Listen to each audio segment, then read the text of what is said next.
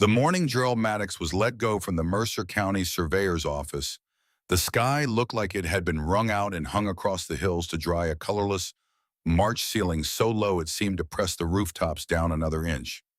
Rain was not falling so much as hanging in the air, unable to decide between precipitation and permanent residence. And the parking lot outside the county building had the particular gloss of wet asphalt that Gerald associated with early spring in western Pennsylvania, a gloss that made the white paint lines shimmer, and the Orange County trucks looked like they were sinking into the blacktop by fractions of an inch every hour. Three of those trucks were already gone, sold downstate in January. The remaining four sat with their cones stacked and their tripods leaning against the tailgates, like tools waiting for hands that had already waved goodbye.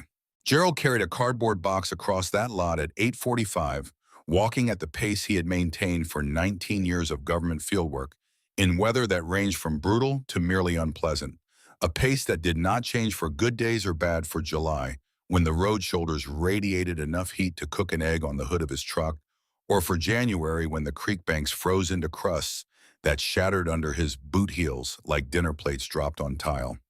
He moved through the world at one speed. June and his wife called it his best quality. She also called it his worst. She usually said both things in the same sentence, standing in the kitchen doorway with her arms folded, watching him tie his boots with the meticulous deliberation of a man diffusing an explosive device, double knotting each lace, checking the tension with his thumbs. Because sloppiness in small things was the first symptom of sloppiness in large things. And Gerald Maddox had never been sloppy about a single thing in his 52 years on Earth. Inside the box were his field books, 7 of them cloth-covered with spines cracked by weather, and pages that had been soaked and dried and soaked again so many times they held a permanent wave, each sheet curling gently at the edges, the way a leaf curls when it has given up on flatness. The entries inside were written in 2H mechanical pencil, the hardest lead that still left a visible mark, chosen specifically because it did not smear in the rain, that came sideways off the hills every March, did not fade in the August sun, that turned the blacktop to taffy and the air above it to a shimmering curtain of heat, did not bleed when a drop of sweat fell from the bridge of Gerald's nose onto the page during a summer survey along a road shoulder where the nearest shade was a quarter-mile walk back to the truck. He bought his lead in boxes of 12 from the office supply store on Elm Street, run by a man named Horvath, who kept the good leads behind the counter because they were small enough to pocket, and Gerald replaced them every 8 weeks with a regularity that Horvath could have calibrated a clock by. 3 mechanical pencils, each sharpened that morning at 7:15 on the sandpaper pad he kept in his top desk drawer. The lead rotated a quarter turn with each stroke until the point was symmetrical and fine enough to represent on paper the legal boundary between one man's property and another man's pride. He had sharpened them out of habit. The habit did not know this was the last time it would be performed in this building. Habits do not read termination letters. They fire on schedule until the schedule no longer exists, and even then they echo in the muscle memory of a man's hands for weeks afterward, the fingers reaching for a drawer that is no longer there, the thumb testing a point that no longer needs testing. A coffee mug, white, blue stripe, a chip on the rim that faced away from his mouth, which meant, in Gerald's assessment, that the mug was cosmetically imperfect, but functionally intact, a distinction he had been defending against June's campaign to throw it away since 1987. 7 years of daily argument conducted not in words, but in the quiet persistence of a man who continued to drink from a chipped mug and a woman who continued to suggest alternatives. June had given him the mug on his first day at the county office, wrapped in tissue paper, with a note tucked inside measure twice, and come home safe. He had carried that note in his wallet until the folds wore through and the ink became a ghost of itself, and then he placed it in a drawer at home beneath a rejection letter from a bank because Gerald Maddox kept things. Everything in an order that existed nowhere except the interior architecture of his own mind. An architecture that was as precise and as navigable as any survey map he had ever drawn, and that no other human being could read. A photograph. June and Claire at the county fair, 1990, taped to the inside of his locker door. Claire was 6, riding Gerald's shoulders with a cotton candy in her right hand and her left hand clamped on his forehead with the unyielding grip of a child who has achieved the highest available vantage point and intends to defend it against all forces, including gravity. June was laughing. Head tilted back, eyes almost shut. The gap between her front teeth visible, the gap she covered in formal photographs but forgot about. When joy got the better of self-consciousness, and the forgetting was what made the photograph honest, because honesty in a photograph is not a matter of composition or lighting, but of the subject forgetting that a camera exists and simply being alive. Gerald's face was mostly hidden behind Claire's hand, but his eyes were visible above her fingers, and his eyes were looking at June. Not at the camera, at June. They were the eyes of a man who recognizes the best moment of his day while it is happening, rather than in retrospect, a man who has the sense to look at the thing worth looking at instead of the lens that wants to record it. A 50-foot steel tape wound tight, smelling of oil and metal, and the fine brown dust of 10,000 measurements in 10,000 locations over 2 decades. That tape had settled boundary disputes through blackberry thickets and frozen creek beds in courthouse hallways where lawyers in polished shoes moved at twice Gerald's pace and arrived at the same door at the same time because Gerald's pace was efficient, even when it did not look fast. The way a river that appears slow can carry a log from one bend to the next without ever pausing to explain itself. Gerald was 48. He had started at 29, a young man from a dairy farm in Crawford County, where his father kept cattle and raised hay, and fixed every broken thing with his own hands and a toolbox that lived in the barn beside a workbench with a cast iron vise. His father did not teach with words. He taught with demonstrations. He demonstrated how to sharpen a blade by sharpening a blade, how to set a post by setting a post, how to endure cold by enduring cold. And underneath all of these demonstrations, never stated, because it did not need to be stated, ran the single conviction that organized Gerald's father's entire existence: a man is worth what he does when nobody is watching and nobody will thank him. Gerald had risen from rodman to senior surveyor through the accumulation of competence so steady and so unremarkable that nobody noticed it happening until it had already happened, the way nobody notices a river deepening its channel until one day the water is 3 feet lower than anyone remembers, and the old bridge pilings are exposed like the bones of an earlier time.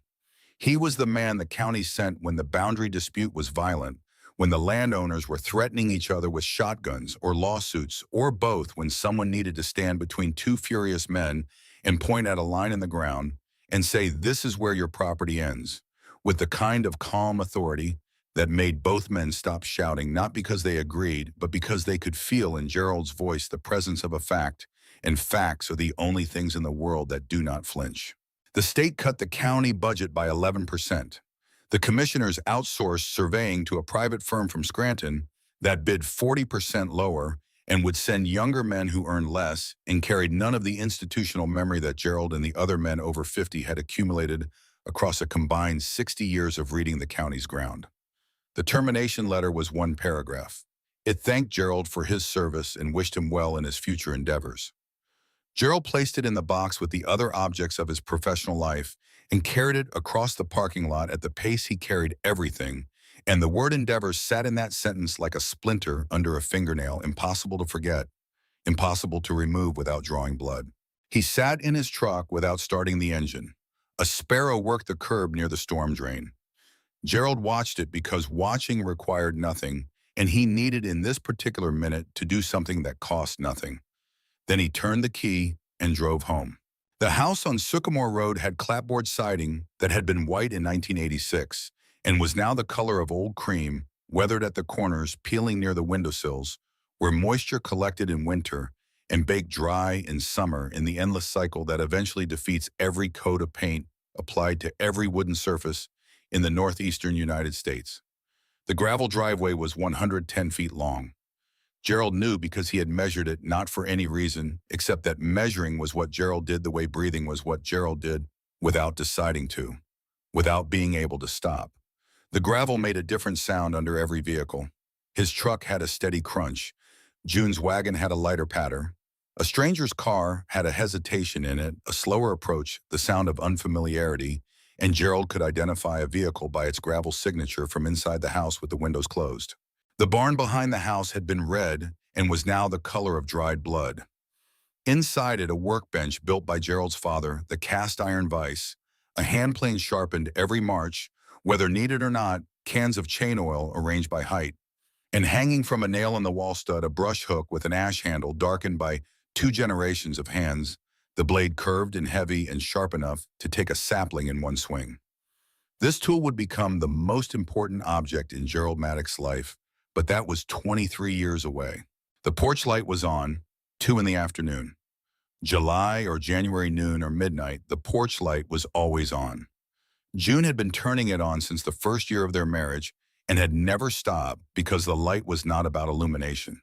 It was about presence. It said the house was occupied. It said someone was expected. It said come home. June saw the box through the kitchen window before she saw his face.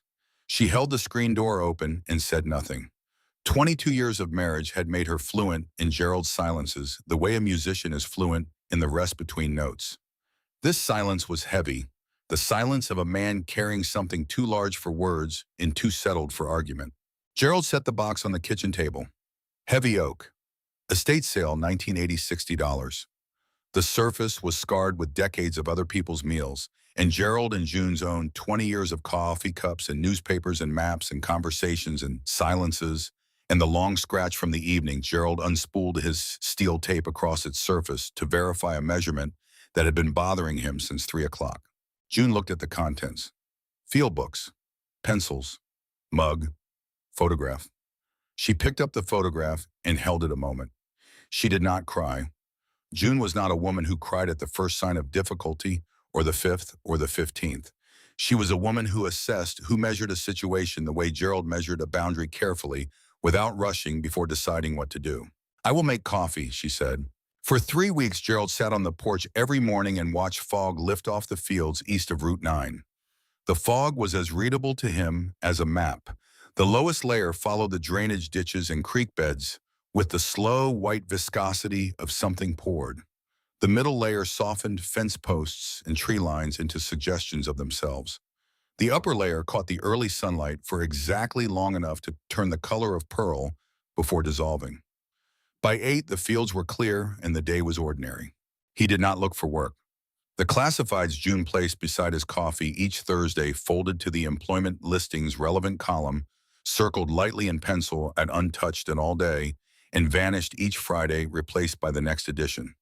Neither mentioned it. It was a conversation conducted entirely in newsprint in silence. What Gerald was doing, though, it looked like nothing was the most important work of his life. He was replaying 19 years of surveys in his head, every boundary walked, every deed discrepancy flagged and told to ignore, every parcel that did not match its map.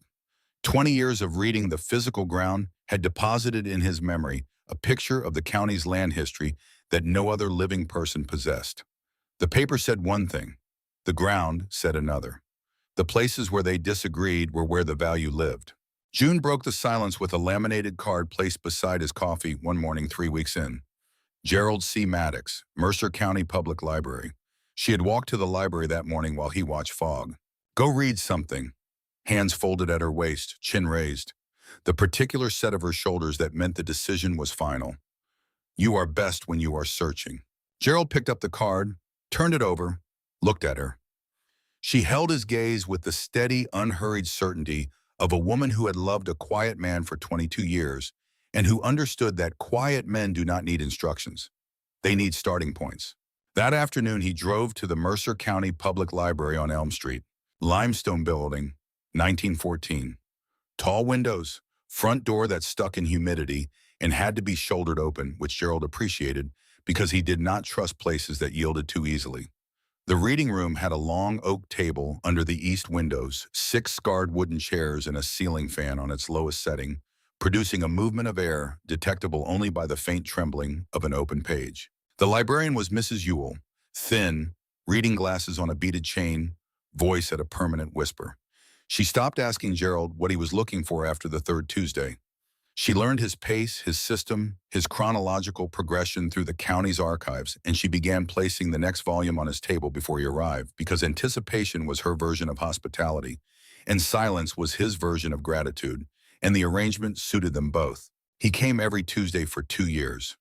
Plat books, zoning records, title abstracts, tax maps, rail corridor filings, cloth-bound volumes with linen pages and ink stamps fading from black to the color of weak tea.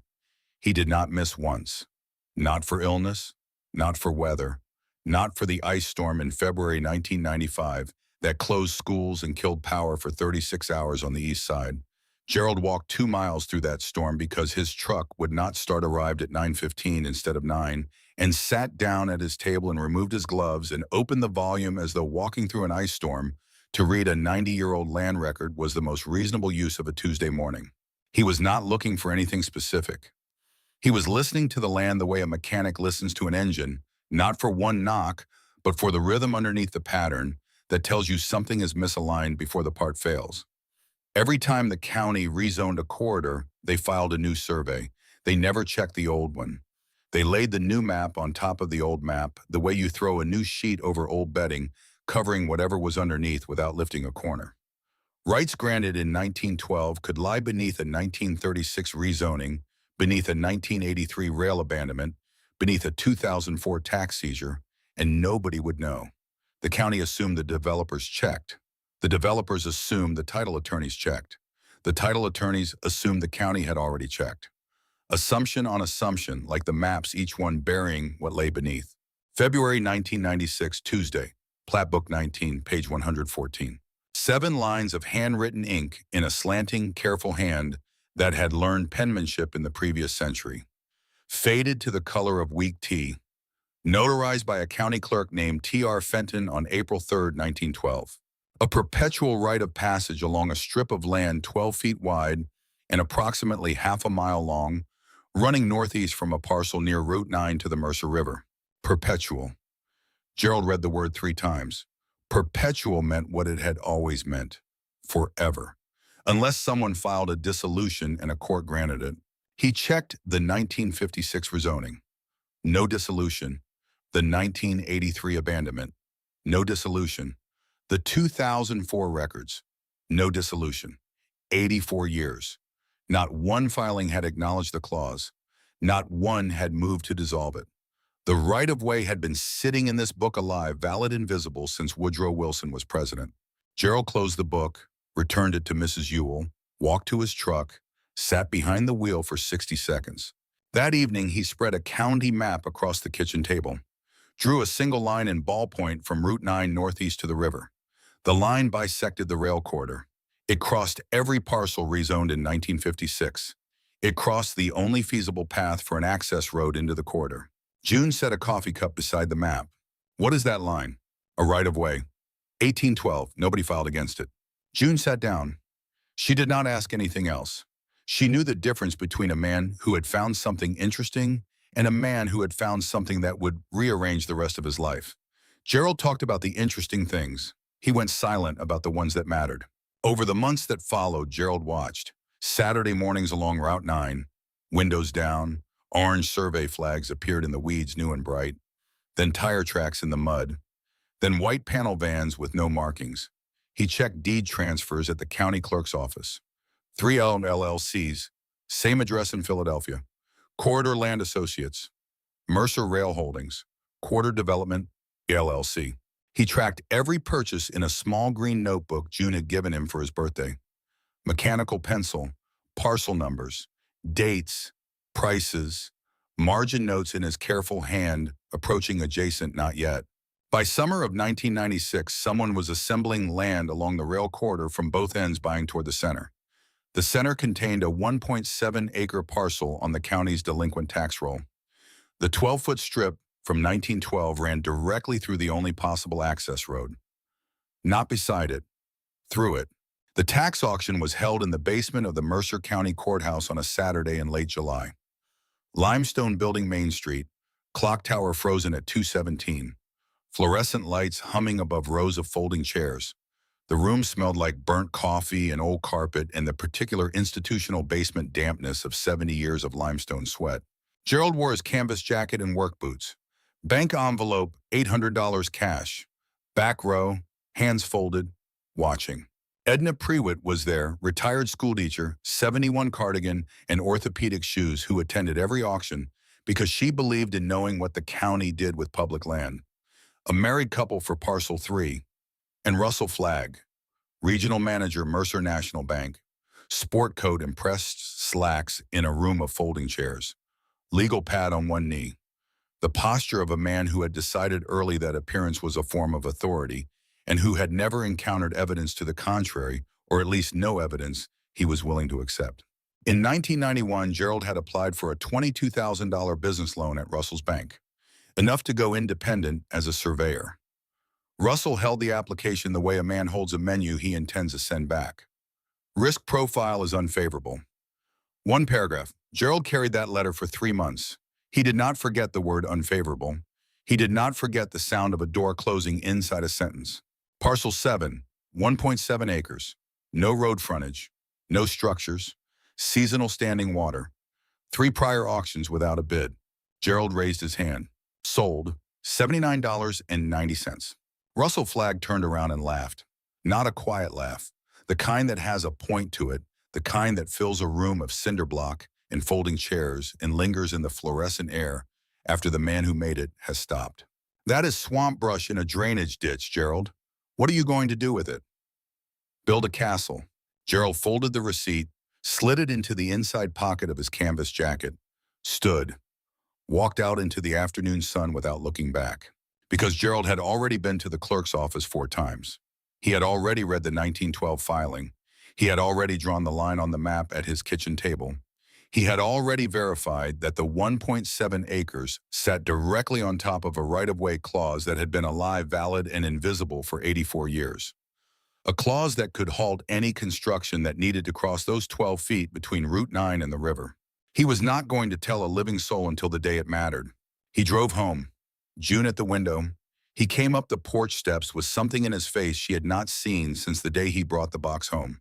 Not happiness, not triumph, purpose. Green notebook. Date, parcel number, price. One word. Acquired. June placed her hand on the table, palm up. Gerald placed his over hers. They sat that way while the afternoon light moved across the map and the ink line in their joined hands, and neither spoke because between them the silence had always been enough. The waiting began.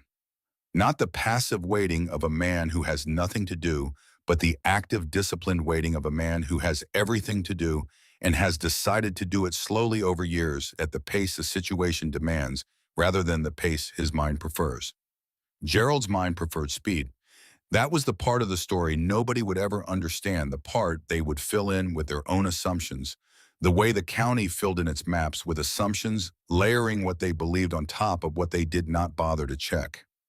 People who heard about Gerald Maddox later, people who read the article in the Herald, or who heard the story from Edna Pruitt or Duff Kinney at the feed store, or from any of the 100 small channels through which information moves in a county, where everyone has known everyone else for 50 years, those people assumed Gerald had always been patient, that the patience was innate, a feature of the original equipment, the way some men are born tall or left-handed.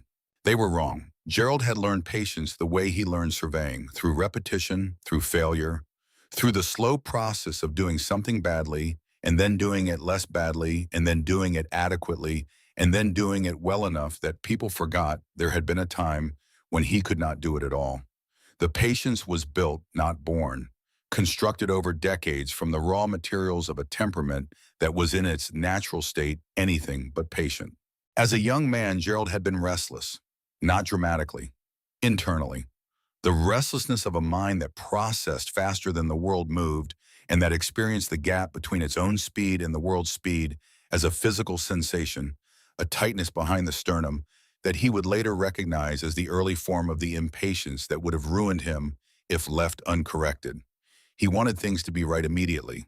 When they were not right immediately, the tightness appeared, and the tightness was the signal of a man fighting the fundamental truth that reality does not accelerate because you need it to. His father corrected it, not with a speech, with a fence post. January in Crawford County. Gerald was 12, temperature 14 degrees. The ground was frozen to a depth that made each strike of the post hole digger feel like hitting concrete with a spoon. His father worked the digger 1 inch per strike, each blow producing less progress than the mine wanted, and more than the previous blow had suggested was possible. They had been working 2 hours. 3 posts set. Gerald wanted to be done. He wanted to be inside. He wanted to be anywhere other than standing in a field in January watching a man who did not seem to notice the cold or the slowness or the gap between what had been accomplished and what remained. Gerald said something about going in faster. He does not remember the exact words. He remembers his father stopping, setting the digger down, looking at him with the calm assessment of a man who has worked land for 30 years and has learned things from it that cannot be communicated in a sentence, but can sometimes be communicated in a look. His father picked up the digger, struck, 1 inch, struck again, 1 inch, hit a rock, pulled the digger out, looked at the rock, angled the digger left, struck. The ground gave.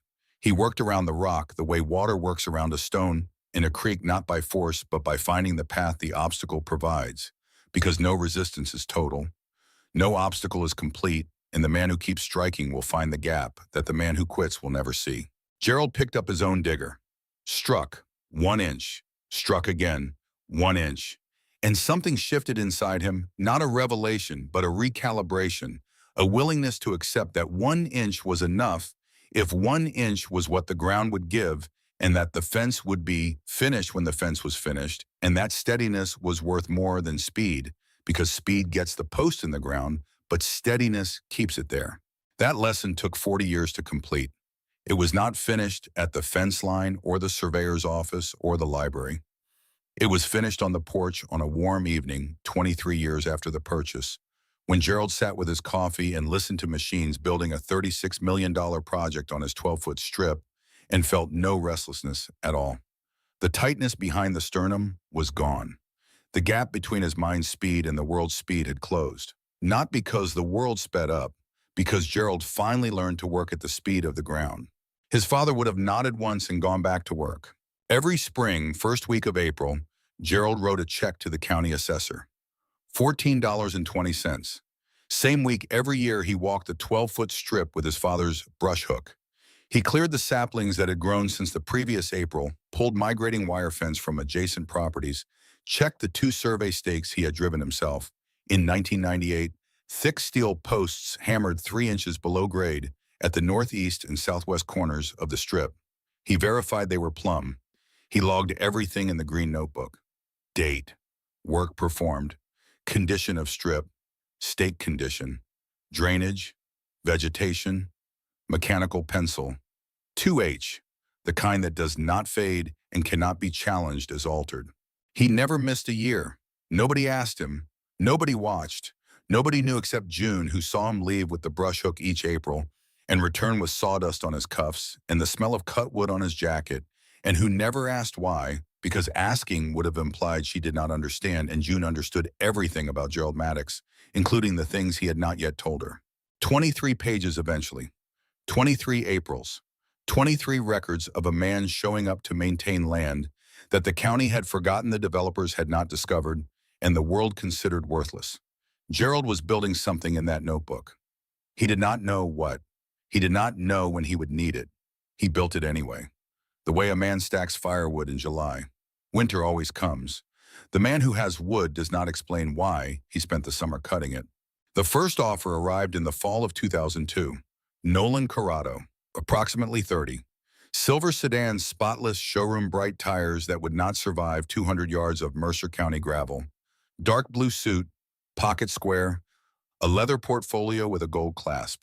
Shoes already dusty from the 32 feet between his car and the porch, a distance Gerald knew because he had measured it in 1985, when he considered pouring a concrete path that he never poured because gravel worked fine, and $400 was $400.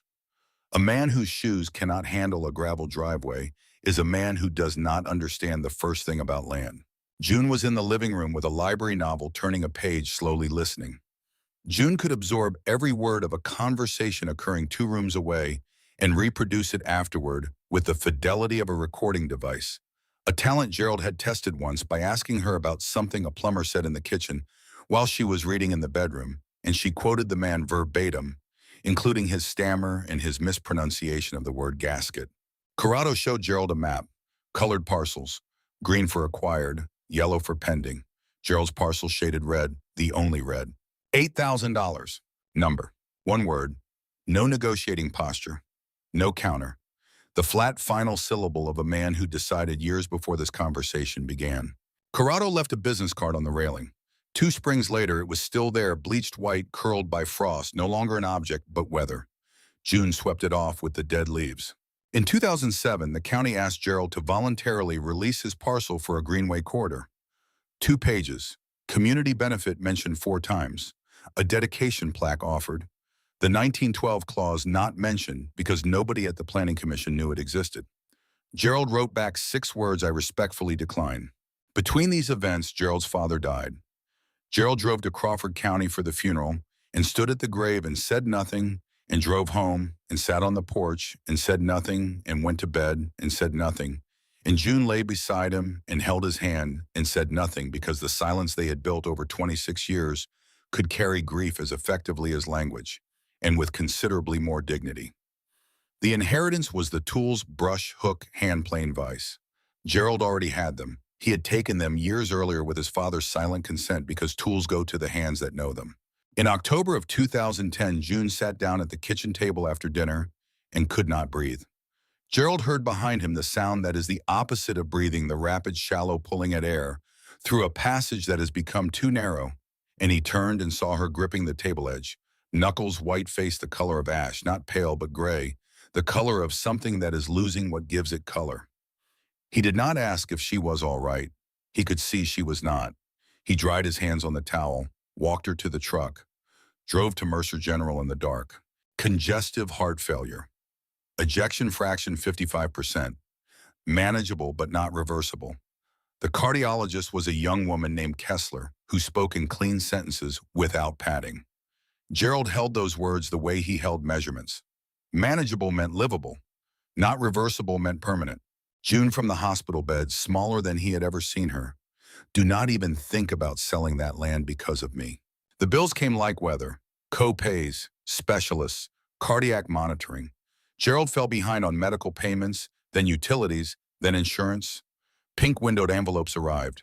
June saw them because June walked to the mailbox slowly, now gripping the railing. Duff Kinney came by on a Saturday in February 2011, cap in his hands. He said what he had rehearsed in his truck. "Why are you sitting on worthless land while your wife needs medicine?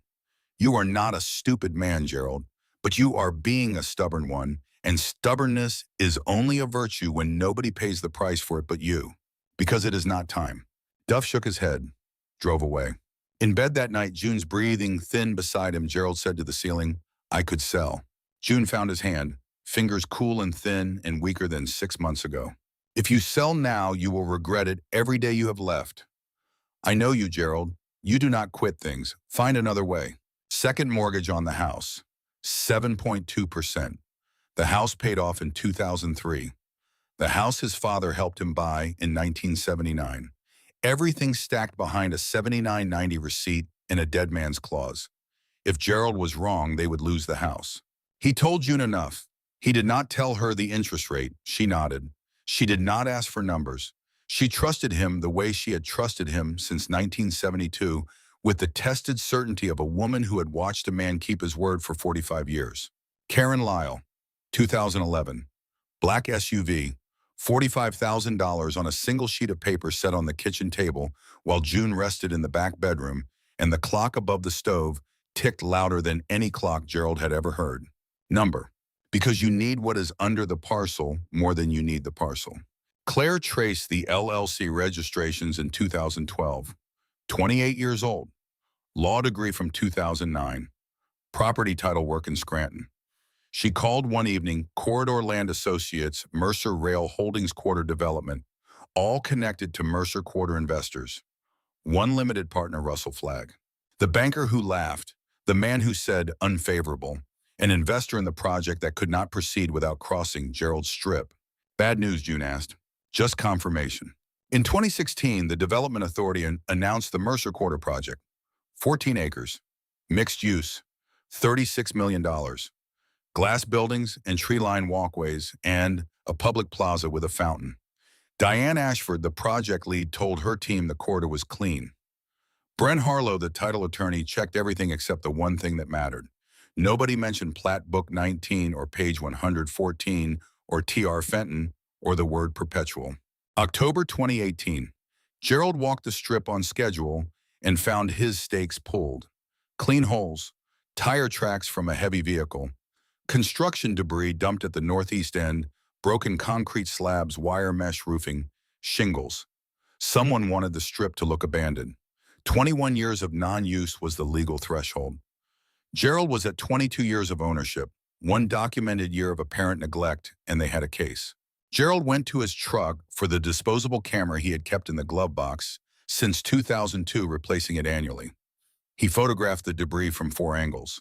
The holes with his steel tape for scale, the tire tracks. He drove new stakes thicker, deeper flush, with the surface invisible unless you knew where to look. Impossible to pull without digging. Photographed those. Recorded everything in the notebook. Someone was nervous. Nervous people make mistakes that patient people document. March 2019, phone, area code 215, $420,000. One time. Clean transfer. 10 days to close. Number. June looked up from her paper. How much? Gerald told her. She nodded. Once. 23 years of watching her husband wait. She understood the wait was almost over. 2 weeks later, a blue Honda Civic with a dent in the rear bumper turned into the driveway. The gravel announced it differently from the sedans and SUVs that had come before. Lighter, faster, the rhythm of tires that knew every rut because they had been driving this driveway since the driver was 16. Claire Maddox, 35, her father's patience, her mother's stubbornness. 6 years of property title work in Scranton, specializing in transportation easements. She knew what a buried claim looked like. She knew buried claims do not expire. They wait. They sit in the records like seeds in frozen ground, alive, but dormant, capable of breaking through the surface the moment conditions change. And conditions always change because the land is permanent, but the plans of men are not. Gerald handed her the notebook, the manila folder from the filing cabinet, the original deed with the 1912 clause. She sat at the kitchen table and read for 40 minutes without speaking. 23 Aprils, 23 tax receipts, not one gap. She held the 1912 Plat to the kitchen window and traced the 12-foot line with her finger, watching the faded ink hover in the light, the way her father had watched it in the library and the way a judge would watch it in 3 months. She placed her hands flat on the table. Dad, they cannot touch this. The Development Authority filed a motion for adverse abandonment. 16 pages, 3 rural precedents, no productive use in 21 years. The kind of motion that wins when nobody pushes back. Claire called Brent Harlow from the kitchen table. I have 23 years of consecutive tax payments, 23 years of dated maintenance logs in mechanical pencil, and 4 time-stamped photographs from October 2018 showing your client dumped construction debris and pulled survey stakes from the strip 6 months before filing this motion. I trust your client can explain the debris. I trust they can explain the tire tracks. I trust they can explain why stakes that were in place for 20 years disappeared within a year of your filing deadline. 11 seconds of silence. Claire counted. 11 seconds is an attorney discovering that his routine motion has become the most complicated problem of his career. The hearing was June 4th, 2019. Second floor. Same courthouse where Gerald bought swamp in the basement 23 years earlier. Morning light through tall windows, illuminating dust and turning the oak table the color of honey. Diane Ashford on one side with 2 attorneys and the composed expression of a woman expecting a quick outcome. Brent Harlow with a 3-inch file and a plan for lunch on Elm Street by noon. Gerald on the other side. White shirt ironed that morning while June watched from the bed. Canvas jacket. Receipt in the inside pocket softened by 23 years of being transferred pocket to pocket each wash. The carbon copy faded to gray, but the numbers legible. $79.90. Claire beside him in a gray blazer. Judge Whitfield, 60s, white-haired, 30 years on the bench. The particular attentiveness of a man who had learned that the cases that look smallest at the outset often turn out to carry the most weight. Claire placed 3 documents on the table. First, the certified 1912 Plat, 12 feet wide, half a mile long. The word perpetual. No dissolution filing in 107 years. Second, the chain of failures. 1956, rezoning missed it. 1983, rail abandonment missed it. 2004, tax seizure missed it. The Development Authority's own title search missed it. Layer after layer, assumption after assumption. Third, 23 tax receipts stapled to 23 maintenance logs stapled to 4 photographs. Debris, holes, tire tracks, steel tape for scale. Your client's motion requires proof of abandonment. These documents are 23 years of proof of the opposite. Whitfield reviewed the materials for 9 minutes. He turned the notebook pages with the deliberate care of a man handling something that took a long time to build. He held the 1912 Plat to the window. The light came through the linen paper and the ink appeared from behind, and for a moment the faded letters looked fresh, as if Fenton had written them that morning. The motion is denied. The right-of-way is valid and has been continuously maintained. The 1912 clause stands as recorded. Ashford collected her files and left. The door closed behind her with a sound that was neither loud nor soft, just final. Gerald stood, buttoned his jacket, paused at the stairwell to the basement. Same stairs he climbed 23 years earlier with a receipt in his pocket and laughter in his ears. The fluorescence still humming down there. He looked down the stairs for a moment. Then he turned and walked into the June sunlight. 2 weeks later, Harlow called Claire. Terms. Gerald's terms came from the kitchen table coffee cup beside the map that had lived under the sugar bowl since 1996 monthly payment, adjusted for inflation, transferable to heirs, recorded as a lien, 40-year minimum. No lump sum. I am not selling anything. I am letting them use what they should have found 23 years ago, and they will pay for the privilege every month for as long as the road exists. Harlow resisted inflation adjustment. No. Resisted lien recording. No. Resisted heir transfer. No. 40-year minimum. No. He accepted every term because he had no alternative. The access road could not exist without crossing Gerald's strip, and the strip belonged to Gerald Maddox. $4,100 a month, indexed to inflation. 40-year term, transferable to heirs. Good, Gerald said. One word. The word of a man who has never required validation and is not going to start requiring it now. June heard him come inside. She looked up from the newspaper. Did not ask. 45 years of his silences had made her fluent in all of them. She knew what this one contained. She put the kettle on. The signing was at the county clerk's office on a Thursday in August. Same building where T.R. Fenton stamped the original clause 107 years earlier. Different clerk, different stamp, same limestone walls. Gerald signed, Claire signed beside him. He folded his copy and slid it next to the receipt in his jacket pocket. 2 pieces of paper, 23 years apart. In the truck afterward, he opened the notebook. Last page. Mechanical pencil. Settled. Terms accepted. June was right. First payment arrived September 1st. That week, Gerald paid off the second mortgage. The house was his again. Russell Flagg read about it in the Sunday paper. 74, retired since 2014, lawn service on Thursdays. He read the name Gerald Maddox, and the memories arrived in sequence. Courthouse basement, canvas jacket, laughter, swamp brush, drainage ditch, castle. The man he had laughed at had been holding the key to Russell's largest investment for 23 years, and Russell had never known, and the not knowing was worse than the losing, because the not knowing meant that Russell Flagg's professional assessment of Gerald Maddox, the assessment that used the word unfavorable, had been the most catastrophically wrong judgment of his entire career, and the wrongness had been sitting in a Plat book on a shelf in a public library where anyone with a library card and the patience to read could have found it at any time in 84 years, and nobody had except the man Russell had dismissed. He set the paper down. He looked at his lawn. He said nothing. There was nothing to say. Edna Prewitt IRD4 cut the article out with kitchen scissors and fixed it to her refrigerator with a cardinal-shaped magnet. She told her neighbor Martha she remembered the auction, remembered the man in the canvas jacket raising his hand, remembered the laugh, remembered Gerald folding the receipt and walking out without looking back. She said she always thought he knew something. June Maddox died 14 months after the signing on a Tuesday evening in October. The maple in the front yard had turned the color of fire. Gerald was beside her. He had been beside her all day, all year, all 46 years. Claire arrived from Scranton 20 minutes after the call. The house was quiet. The porch light was on.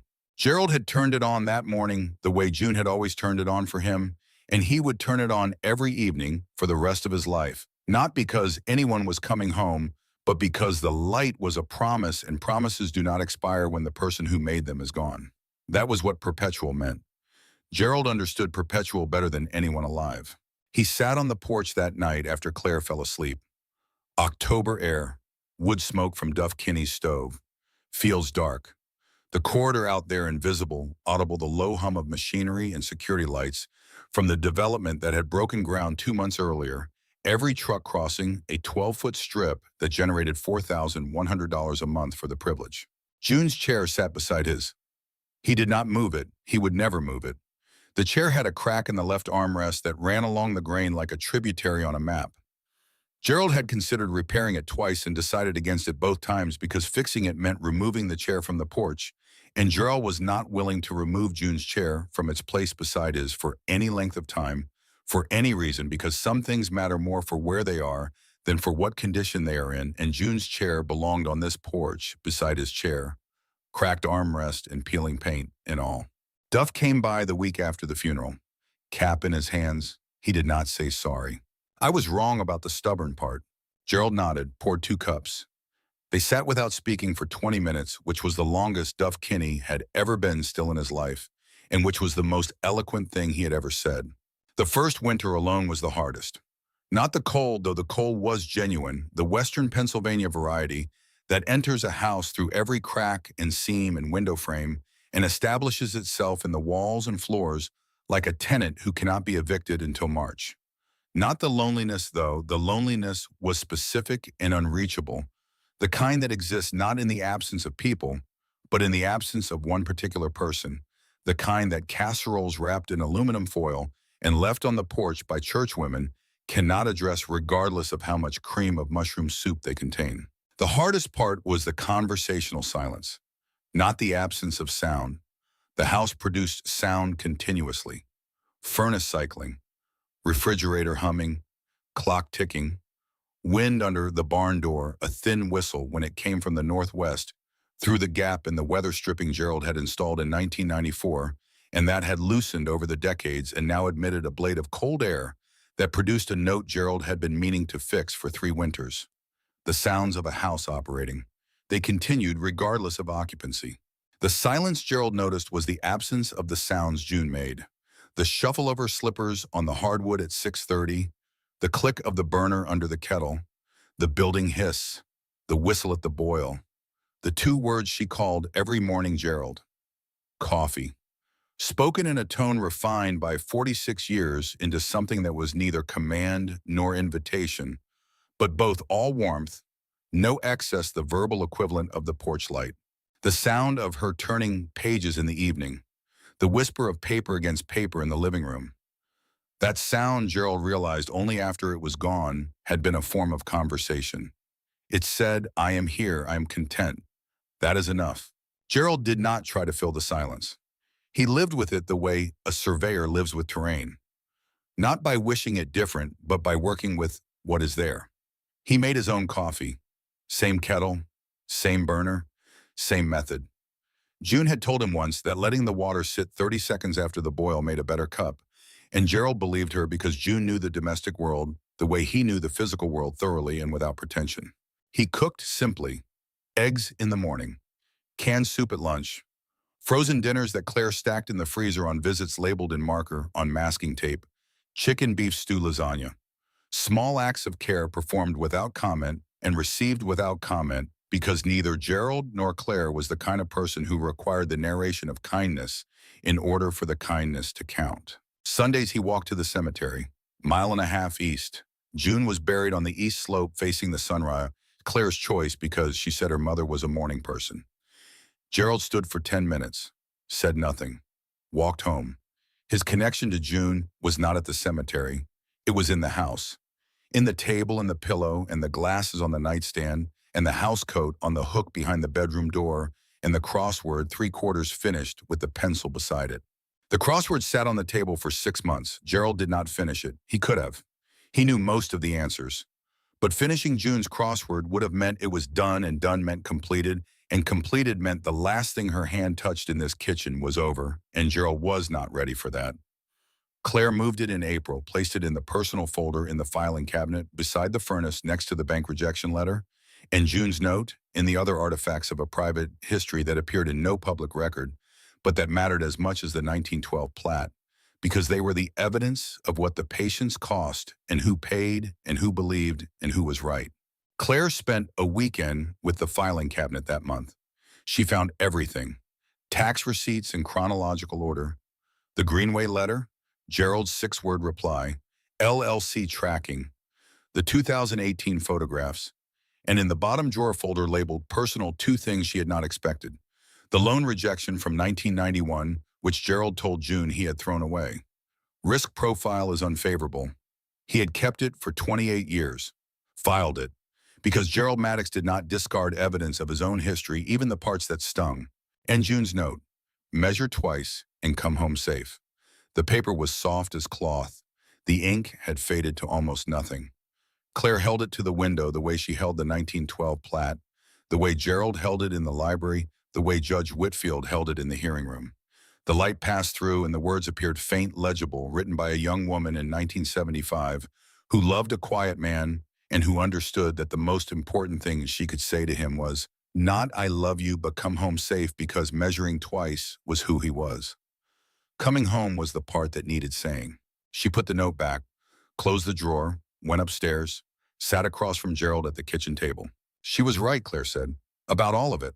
Gerald looked at the empty chair, the pillow, the glasses, the crossword that was no longer there but whose absence was its own kind of presence.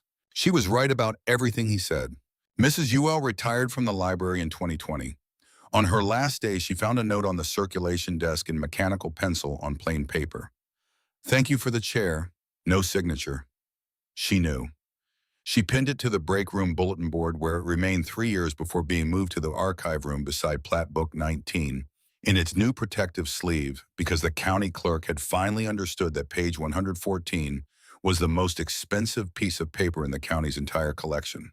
The monthly payments continued, $4,100 on the first, adjusted each January. Gerald used the money for Bill's groceries, house maintenance, and a contribution to Claire's retirement fund that June had insisted on before she died, set up with a young advisor named Patterson, who explained IRAs with the earnest patience of a man unaccustomed to sitting across from someone who already understood the explanation, but who listened anyway because Gerald was polite and listening cost nothing. Gerald did not think of the money as money. He thought of it as measurement, a monthly confirmation that the clause was valid, the strip was his, the 23 years had counted.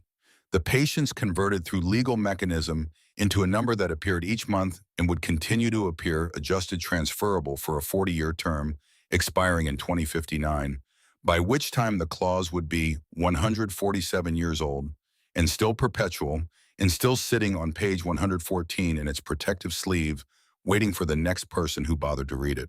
He continued walking the strip every April, not because the easement required it, because he had been walking it for 23 years and the habit was no longer separable from the man. He cleared saplings, checked stakes, opened the notebook, wrote the date. He replaced the weather stripping on the barn door in January 2021. The gap was 3/16 of an inch larger than his ear, had estimated a discrepancy between auditory assessment and physical measurement that Gerald noted with mild professional irritation.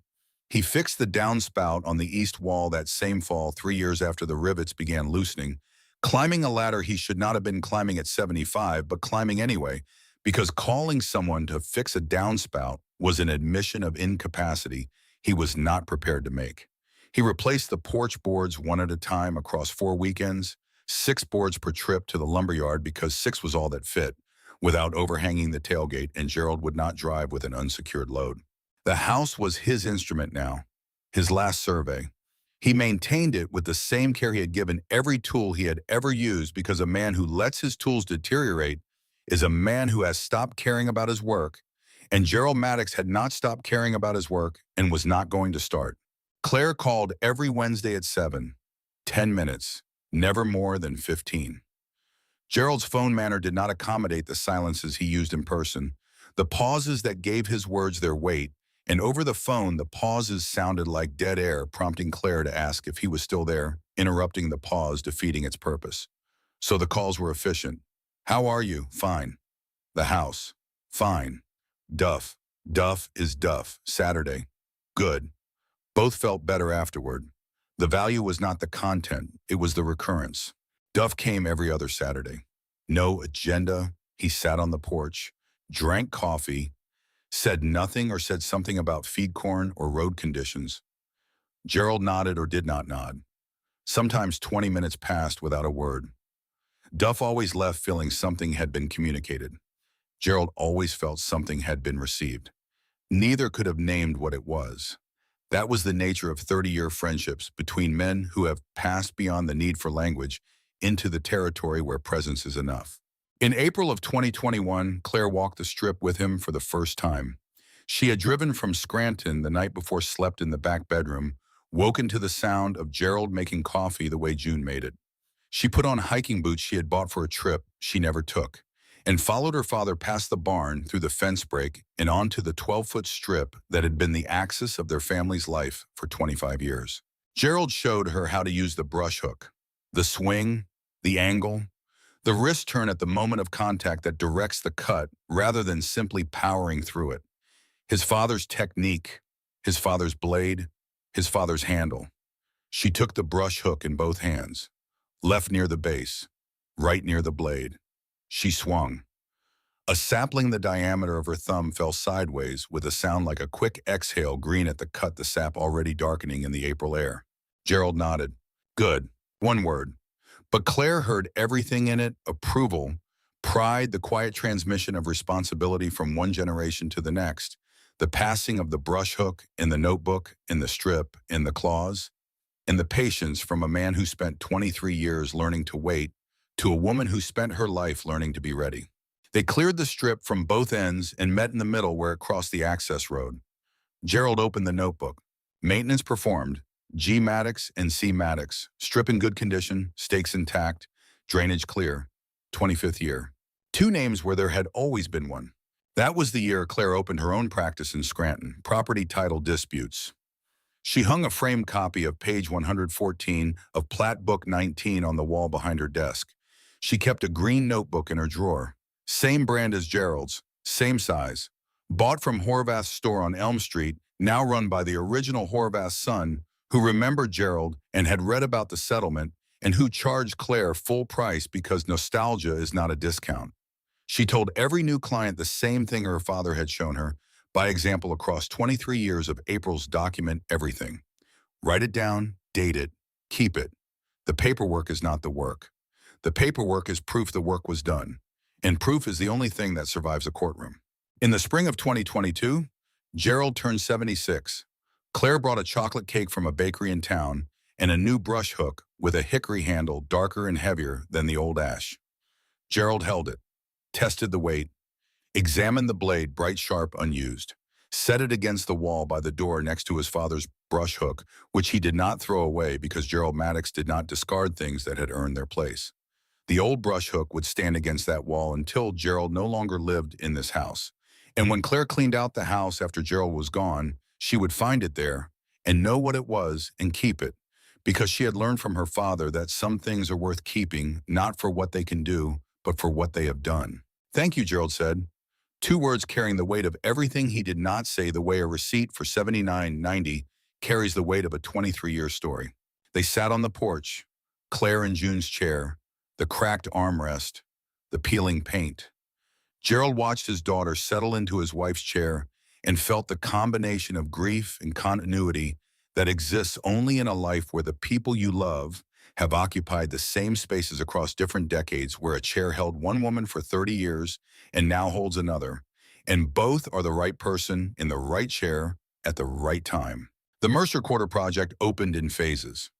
Retail first 2021, residential 2022, the public plaza with the fountain in the fall of 2022, a ribbon cutting attended by commissioners and a state senator who spoke about investment, vision, and community transformation. Not one word about a 12-foot strip or a green notebook or a receipt or a man in a canvas jacket. Gerald did not attend. He did not need to see the surface. He had always known what was underneath. In the summer of 2023, he drove past the development for the first time. Not intentionally. A detour on Route 9. Through the truck window, he saw glass buildings and landscape plazas and the access road curving in from the highway, the road that crossed his strip, the road that generated $4,100 a month. People on sidewalks that had not existed 3 years earlier. Cars in parking lots that had been empty fields. He did not feel pride or vindication. He felt the recognition that comes when a man who has carried something heavy for a long time finally sets it down and discovers that the carrying has changed him, that the muscles he built to hold the weight are now permanent, that the weight is gone, but the strength remains. He drove home. He did not mention the drive to anyone. That fall, Claire called from her office. A woman named Sandra, Trent property owner in a county south of Mercer, had a gas pipeline company claiming easement rights over her farmland based on a 1954 filing.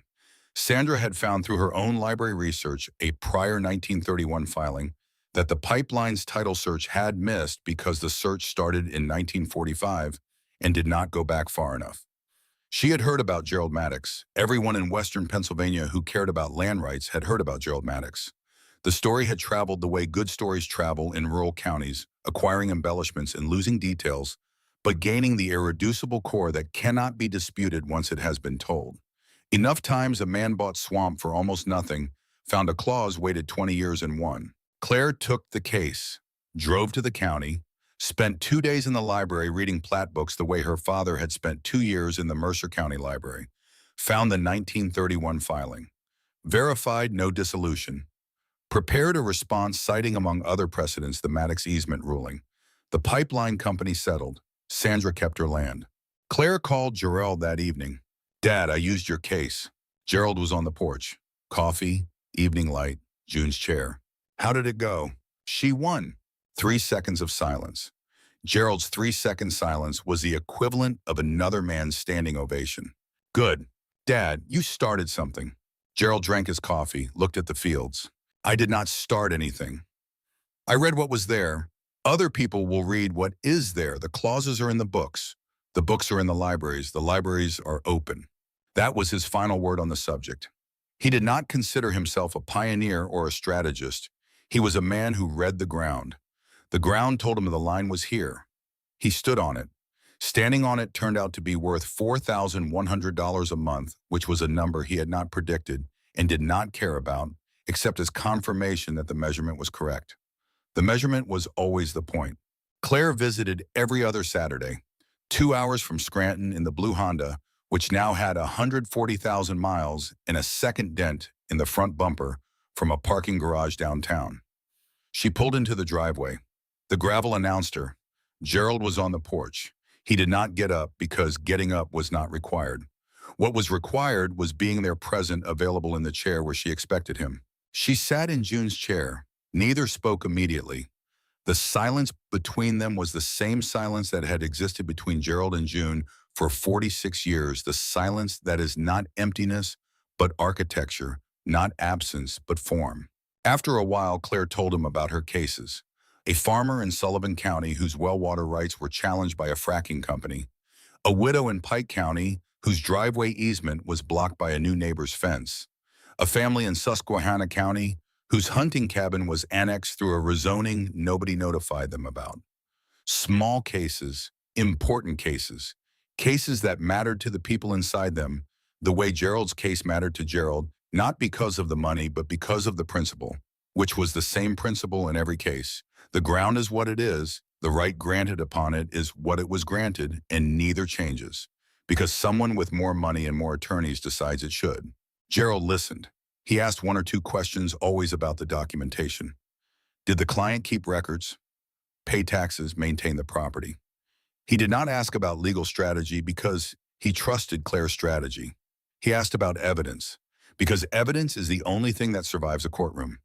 Everything else is argument, and argument is weather, and weather passes. Evidence is ground. Ground stays. Some Saturdays they walked the strip. Not every Saturday. In April, always. Sometimes October, when the air was cool and the light golden, and the brush had grown tall enough since spring to make the walk interesting. Gerald with the brush hook, Claire with the notebook. They worked from both ends and met in the middle, and Gerald noted that Claire's swing improved each year.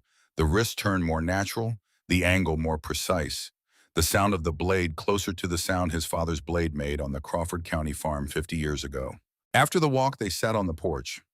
Gerald made coffee. Claire drank it even though she preferred tea because the coffee was made the way June made it, and drinking it was a form of honoring a woman who said 30 seconds after the boil, and who was right about that the way she was right about everything. Gerald developed a habit in the evenings of his 77th year that he could not explain.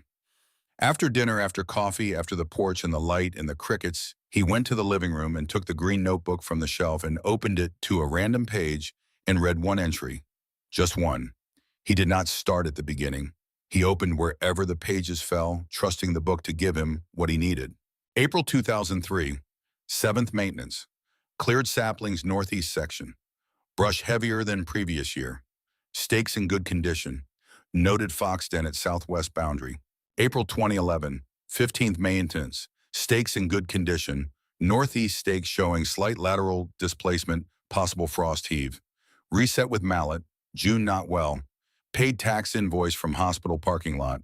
April 2018, 22nd maintenance. Heavy overgrowth. 2 hours to clear. New tire tracks visible on northeast access. Not mine. Photographed. Each entry was a window compressed into 4 lines.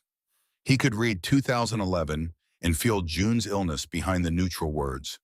He could read 2018 and feel the tension of the tire tracks. He could read 2003 and remember the fox den, a small excavation at the base of a dead oak surrounded by scattered feathers and bones, evidence of a resident that chose Gerald's strip as territory because the strip was quiet and maintained and had the quality of being left alone that attracts creatures who prefer to live without disturbance. The fox was gone now. Gerald noted its den in 3 consecutive entries and then stopped because the den was empty, the entrance collapsed, the oak fallen. The fox moved on, or died, or both, because everything does everything except the claws in the land and the notebook entries that recorded a man's presence across 23 seasons. He closed the notebook each evening and returned it to the shelf and went to bed. The reading was his evening ritual, though he would not have used that word. He was a man who read the ground and trusted what it told him, and if that constituted faith, then the faith was in the measurement rather than the divine, and the measurement had never let him down. He thought about time differently now. At 48, time was an opponent. At 50, a medium. At 60, a companion.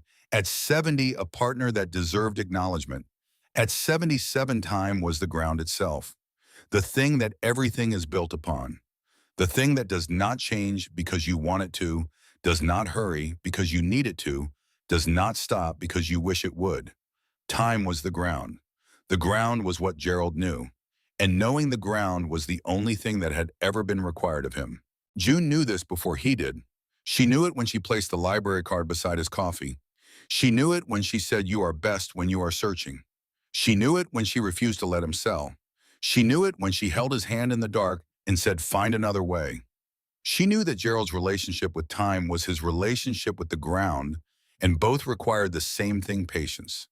The willingness to let the process unfold at its own speed. The willingness to accept that 1 inch is enough. Gerald thought about June every day. Not with the sharp grief of the first year, with something deeper, something integrated into the texture of his days, the way the grain of the ash handle was darkened by decades of hand oil. He thought about her when he made coffee, when he turned on the porch light, when he opened the notebook, when he walked the strip in April and heard the brush hook cut through a sapling, when Claire sat in her chair on the porch and they watched the fields in silence and the evening was warm and the crickets sang the way they had always sung, indifferent to grief, indifferent to money, indifferent to the clauses and hearings and settlements that humans conducted on the surface while the insects continued their ancient, repetitive, perfect work beneath it. He did not miss her in the way that the word is usually understood as longing for return. Gerald understood that return was not possible, and that longing for the impossible was a waste of the energy that should be spent on the things that were still possible. Coffee, porch, sitting, strip, walking, notebook, reading, porch light, turning on gut or cleaning, daughter visiting, silence, maintaining life, living. Because life continues, that is what life does. And the man who stops living because the person he loved has stopped, has failed to understand the most basic lesson of the ground, which is that the ground continues regardless always, and the things planted in it continue, and the rights granted upon it continue, and the word perpetual means what it means. And what it means is not just the clause. What it means is everything. There is a particular kind of man who exists in every county in America, though he is rarely celebrated and never seeks to be. The watchmaker who can hear a broken mainspring in a ticking case. The carpenter who feels the grain direction through his palm before the saw touches wood. The farmer who reads the dawn sky and knows within half an hour when the rain will start. These men do not advertise what they know. They do not lecture or seek students.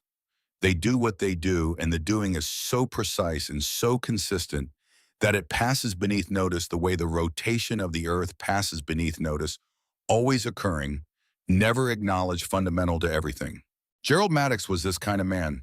He knew land, not the way developers know it as commodity, not the way attorneys know it as legal construct, not the way farmers know it as growing medium.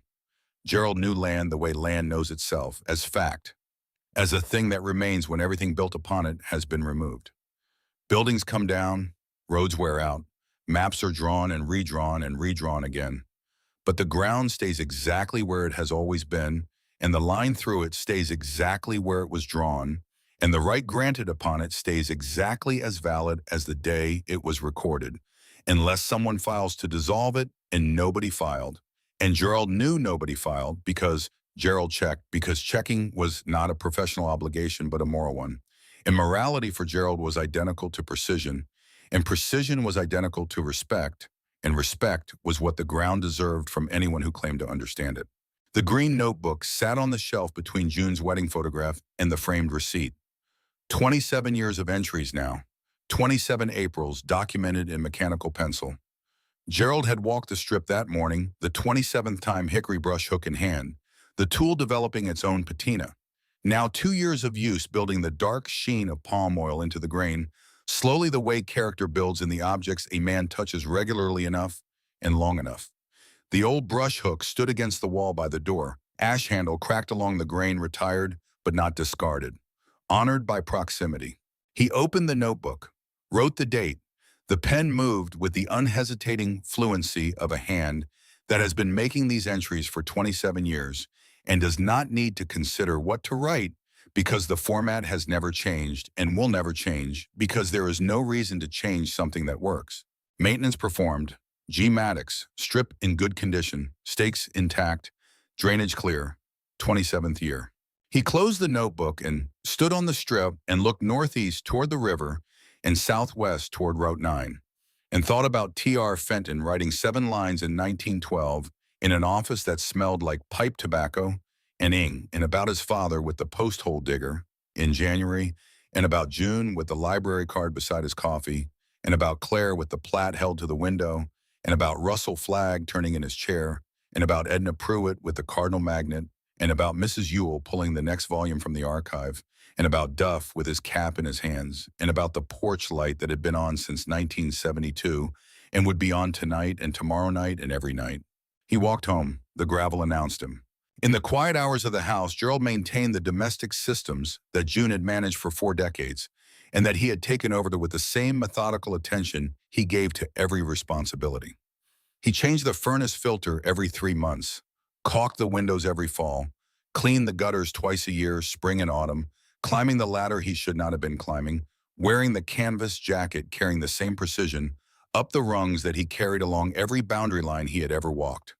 He washed his own laundry on Tuesdays, a schedule June had established, and that Gerald continued, because he saw no reason to change it using the same detergent. June had used the same temperature settings, the same folding method she had demonstrated once in 1976 when they were first married, and that Gerald had learned and repeated without deviation for 47 years. Because once you learn the right way to do something, there is no justification for doing it any other way. And June's way was the right way, and Gerald had accepted this early and comprehensively, and without the masculine protest that some men bring to domestic tasks, because Gerald did not rank tasks by gender. He ranked them by importance, and clean laundry was important, and the method that produced clean laundry correctly was June's method, and that was the end of the analysis. He kept the house in a state that June would have found acceptable, which was a standard higher than merely clean and lower than immaculate, somewhere in the range of maintained, which was the same word Gerald would have used to describe the strip and which carried for Gerald the same weight of obligation. A maintained property is a respected property. A respected property is a known property. A known property is a defended property. These connections were not metaphorical for Gerald. They were structural. The same logic that compelled him to clear brush and check stakes and record observations in the notebook compelled him to sweep the kitchen floor and wipe the counter and wash the windows and keep the porch board sound and the gutter clean and the weather stripping tight and the downspout attached and the furnace filter fresh and the lock oiled and the clock wound and the light on. Every act of maintenance was an assertion of presence. Every assertion of presence was a defense of ownership. Every defense of ownership was a form of patience because patience is not the absence of action. Patience is the sustained performance of the right action at the right time over and over without variation, without recognition, without reward, until the accumulated weight of all those performances becomes irrefutable evidence of something that no amount of money or legal argument can overcome. This is mine. I have tended it. I have recorded my tending, and you cannot take it from me because I have never stopped showing up. The seasons turned. Gerald moved through them the way he moved through everything at his own pace, the pace that had been constant since the fence line in Crawford County when he was 12, and that had carried him through every temperature and every terrain and every crisis and every duo his life had contained. Spring brought the strip and the notebook and the brush hook. Summer brought the porch and the coffee and the evening light and the crickets. Fall brought the cemetery walk and the gutters and the caulking and the slow golden decline of the fields toward winter. Winter brought the furnace and the silence and the weather stripping and the particular quality of cold morning light through the kitchen window that made the scarred oak table look like it was made of amber. Each season produced its own sounds. Spring the brush hook through saplings, the birds returning the creek running high with snowmelt. Summer the machines in the corridor, the crickets at dusk, the gravel under Claire's tires every other Saturday. Fall the wind through bare branches, the furnace kicking on the crunch of frozen leaves under Gerald's boots on Sunday morning walks to the cemetery. Winter the whistle under the barn door, the snap of cold contracted wood in the house frame, the sound of the plow on Route 9 at 4 in the morning. A sound so familiar it no longer woke Gerald, but that entered his sleep and became part of whatever he was dreaming, which was usually nothing because Gerald's sleeping mind was as practical as his waking mind and did not waste its time on images that did not correspond to reality. He was 77 years old. He had been a surveyor for 19 years and a property owner for 27 years, and a husband for 46 years, and a father for 41 years, and a widower for 3 years, and a patient man for 40 years, ever since the afternoon at the fence line when his father showed him the rock and the digger and the way water works around a stone. He had lived the life that was available to him, not the life he might have imagined for himself at 25 or 30 or 40, because imagination is not the same thing as preparation, and preparation was the only activity Gerald trusted. He had not imagined buying swamp at a tax auction. He had not imagined finding a clause written by a dead clerk. He had not imagined waiting 23 years for a moment that would last 9 minutes in a hearing room.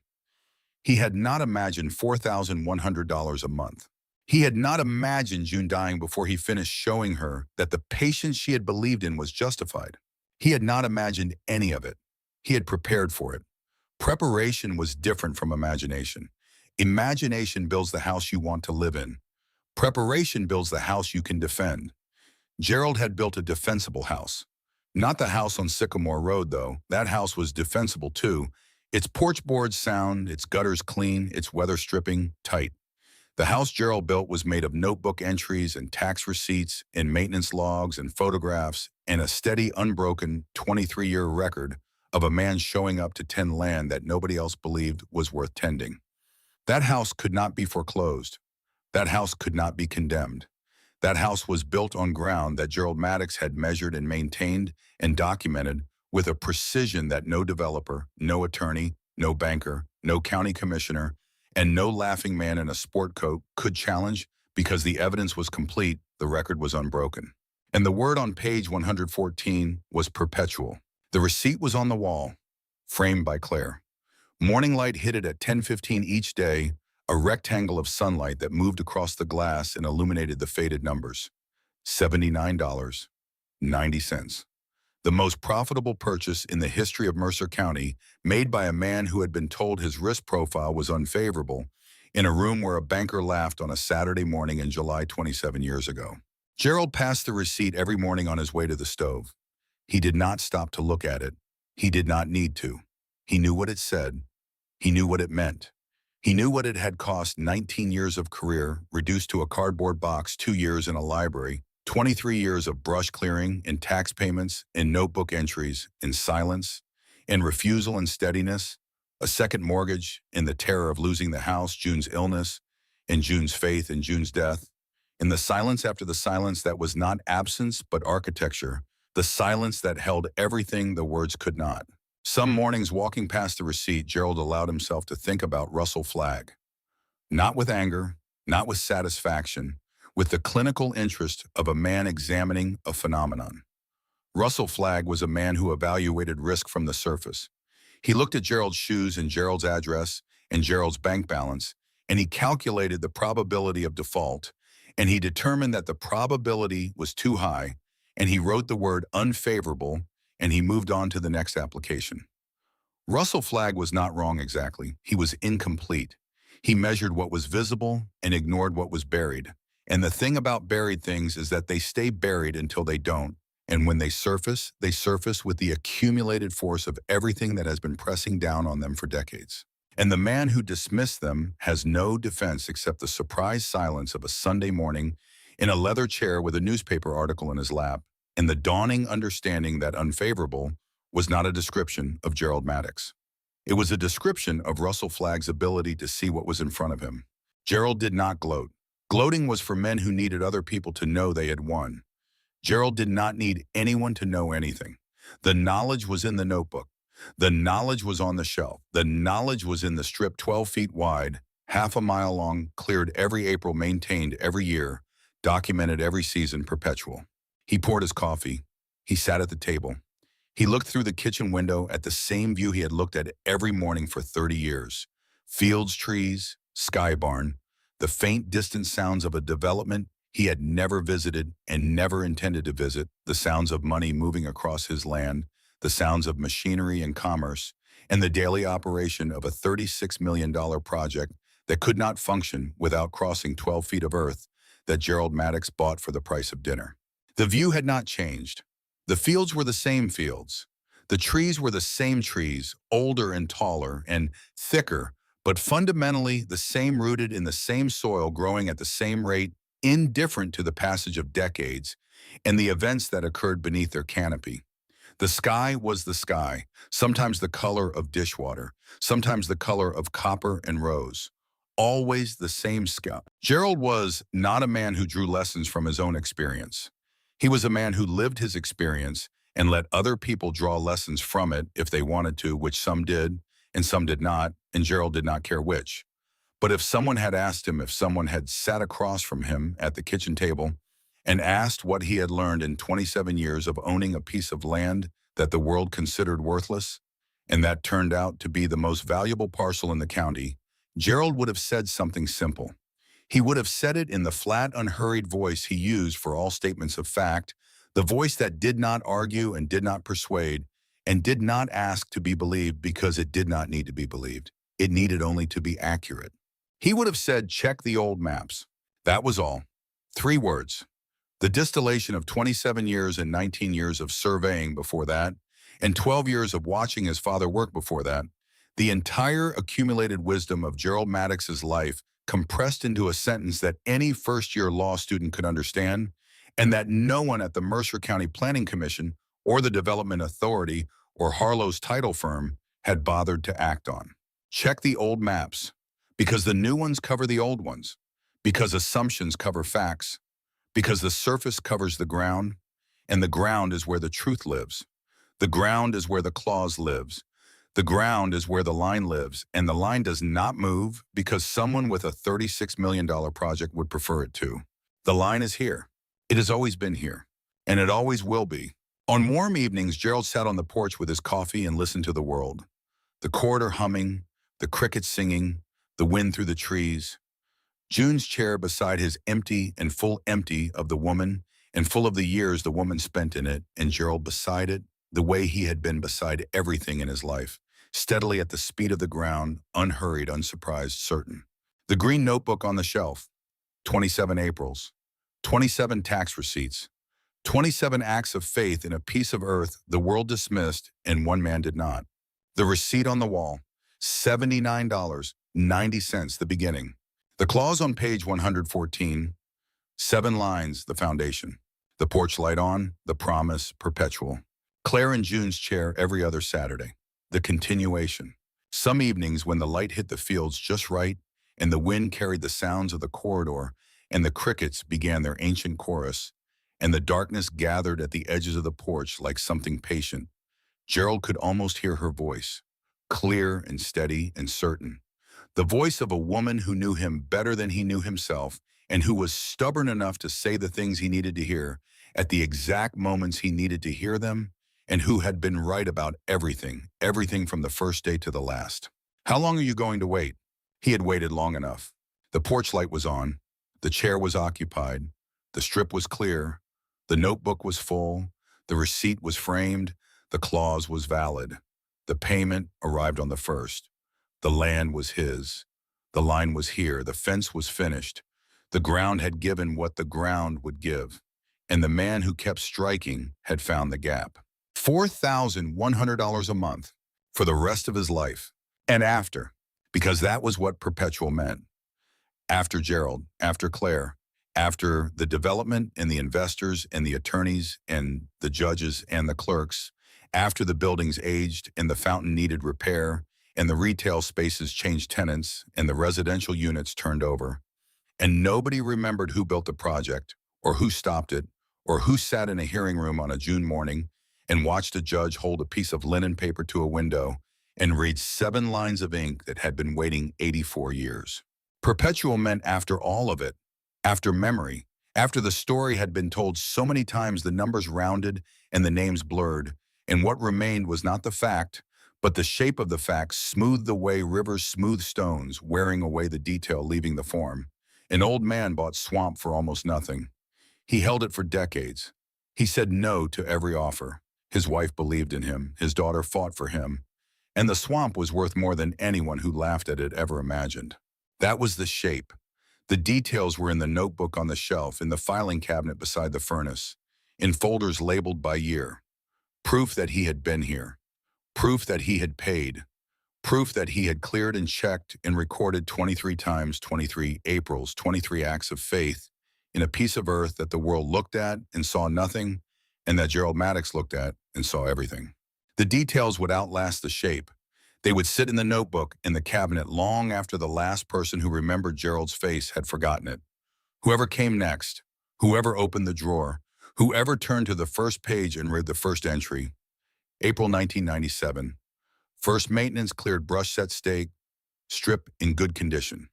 Whoever found that page would understand something simpler than strategy and older than law.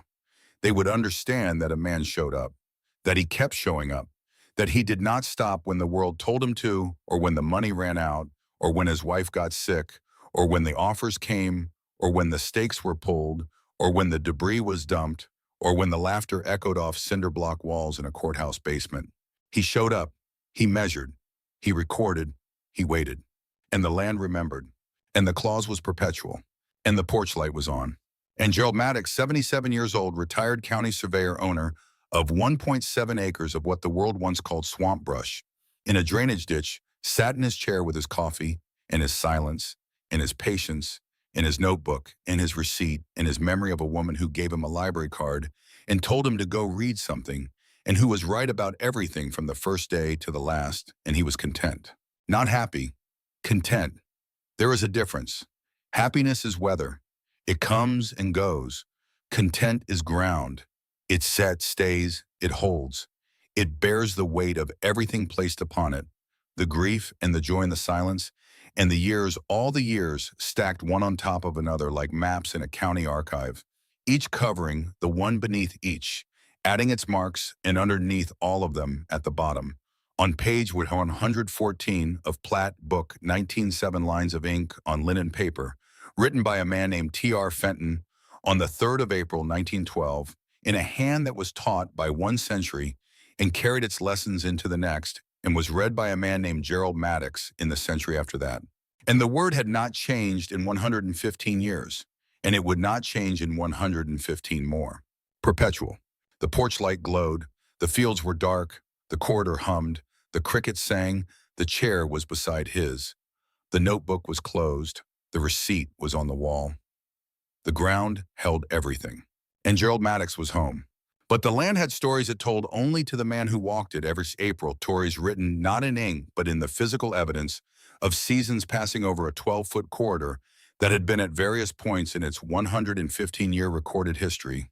A wagon path, a drainage easement, a rail corridor, access point, a forgotten strip on a forgotten map in a forgotten plat book, a piece of delinquent tax property assessed at $47 per acre, a joke told by a banker in a basement, a lifeline held by a surveyor who had lost his career, a source of bitter argument between a man and his neighbor, a legal battleground where $36 million collided with $79.90, and finally, permanently, the thing it had been since 1912, a perpetual right-of-way owned by whoever held the underlying parcel and maintained by whoever had the patience to show up every spring and cut the brush and check the stakes and write the date. The strip had its own ecology, not the kind that appears in textbooks, the kind that develops when a narrow corridor of land is maintained in a state of arrested succession, cleared annually, never plowed, never paved, never built upon, simply cut back to the ground once a year and allowed to grow until the next cutting. The saplings were mostly box elder and black cherry opportunistic species that colonize disturbed ground within a season and can grow 6 feet in a single summer if the conditions are right, and the conditions on Gerald's strip were usually right because the drainage was adequate and the soil, despite what the tax assessor's office believed, was better than the word swamp suggested. Gerald had known this from the first walk. The soil was loam over clay, dark rich, the kind that holds moisture without drowning roots. The kind that a farmer would recognize immediately as productive ground, mislabeled by a bureaucrat who had never put a shovel in it and who had assessed it from an office based on the presence of seasonal standing water, which was a drainage issue, not a soil quality issue, and which Gerald had corrected in 1999 by cutting a shallow channel at the northeast end that directed the standing water toward the creek, a modification that took 3 hours of work with a spade, and that transformed the strip from seasonally wet to consistently dry, a transformation that cost Gerald nothing except labor, and that the county assessor's office never acknowledged because the county assessor's office had never visited the parcel and had no reason to visit it and would not have known what to look for if they had.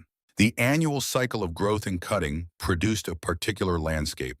In early spring, before Gerald's April visit, the strip was a tangle of last year's dead growth and this year's new shoots, the brown and the green interlocking in the chaotic abundance of a system that has been released from the order imposed on it the previous April and is in the process of reverting to its default state, which is chaos, because the default state of all land is chaos. In order is something that must be imposed and maintained and reimposed every year by the hands of whoever has taken responsibility for imposing it.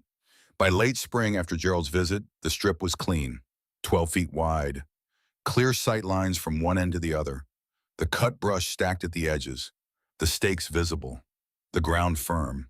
By midsummer, the new growth was waist high. By late summer, it was head high. By fall, the box elders had thickened to the diameter of a pencil, and the black cherries had put out lateral branches, and the strip looked to anyone who did not know its history like an unremarkable stretch of young forest growing in the margins of a developed corridor. Only Gerald knew that this apparent wildness was temporary, that it would be cut back in April, that the cycle would begin again, that the land was not wild but managed by a man with a brush hook, who appeared once a year and imposed order on chaos and then disappeared for 11 months and allowed the chaos to return because the chaos was part of the system, because growth and cutting was the rhythm of the strip, the rhythm that Gerald had established in 1997 and maintained for 27 years, and that Claire would maintain after him. The strip had taught Gerald things about land that he had not learned in 19 years of government surveying. Government surveying was about measurement.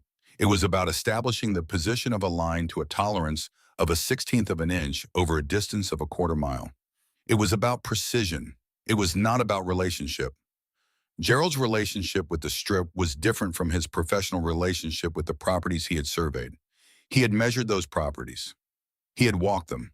He had established their boundaries and testified to their dimensions, but he had not tended them.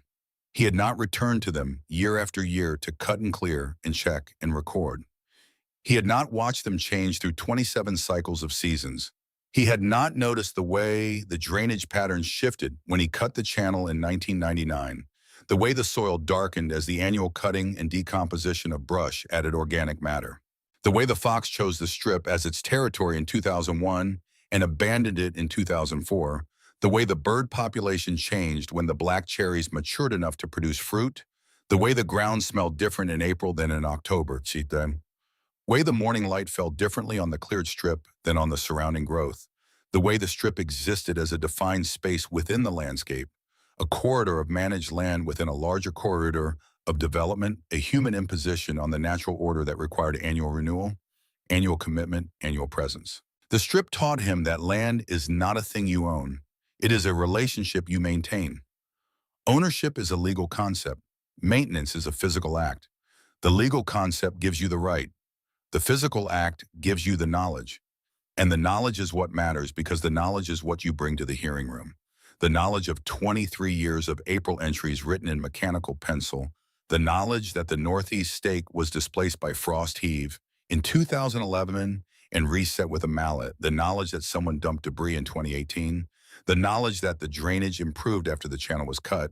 The knowledge that the soil was loam over clay and not swamp. The knowledge that the 12-foot strip was not a worthless piece of forgotten land, but a perpetual right-of-way that had been alive for 84 years when Gerald found it, and that would be alive for 184 more, because perpetual does not have an expiration date because TR.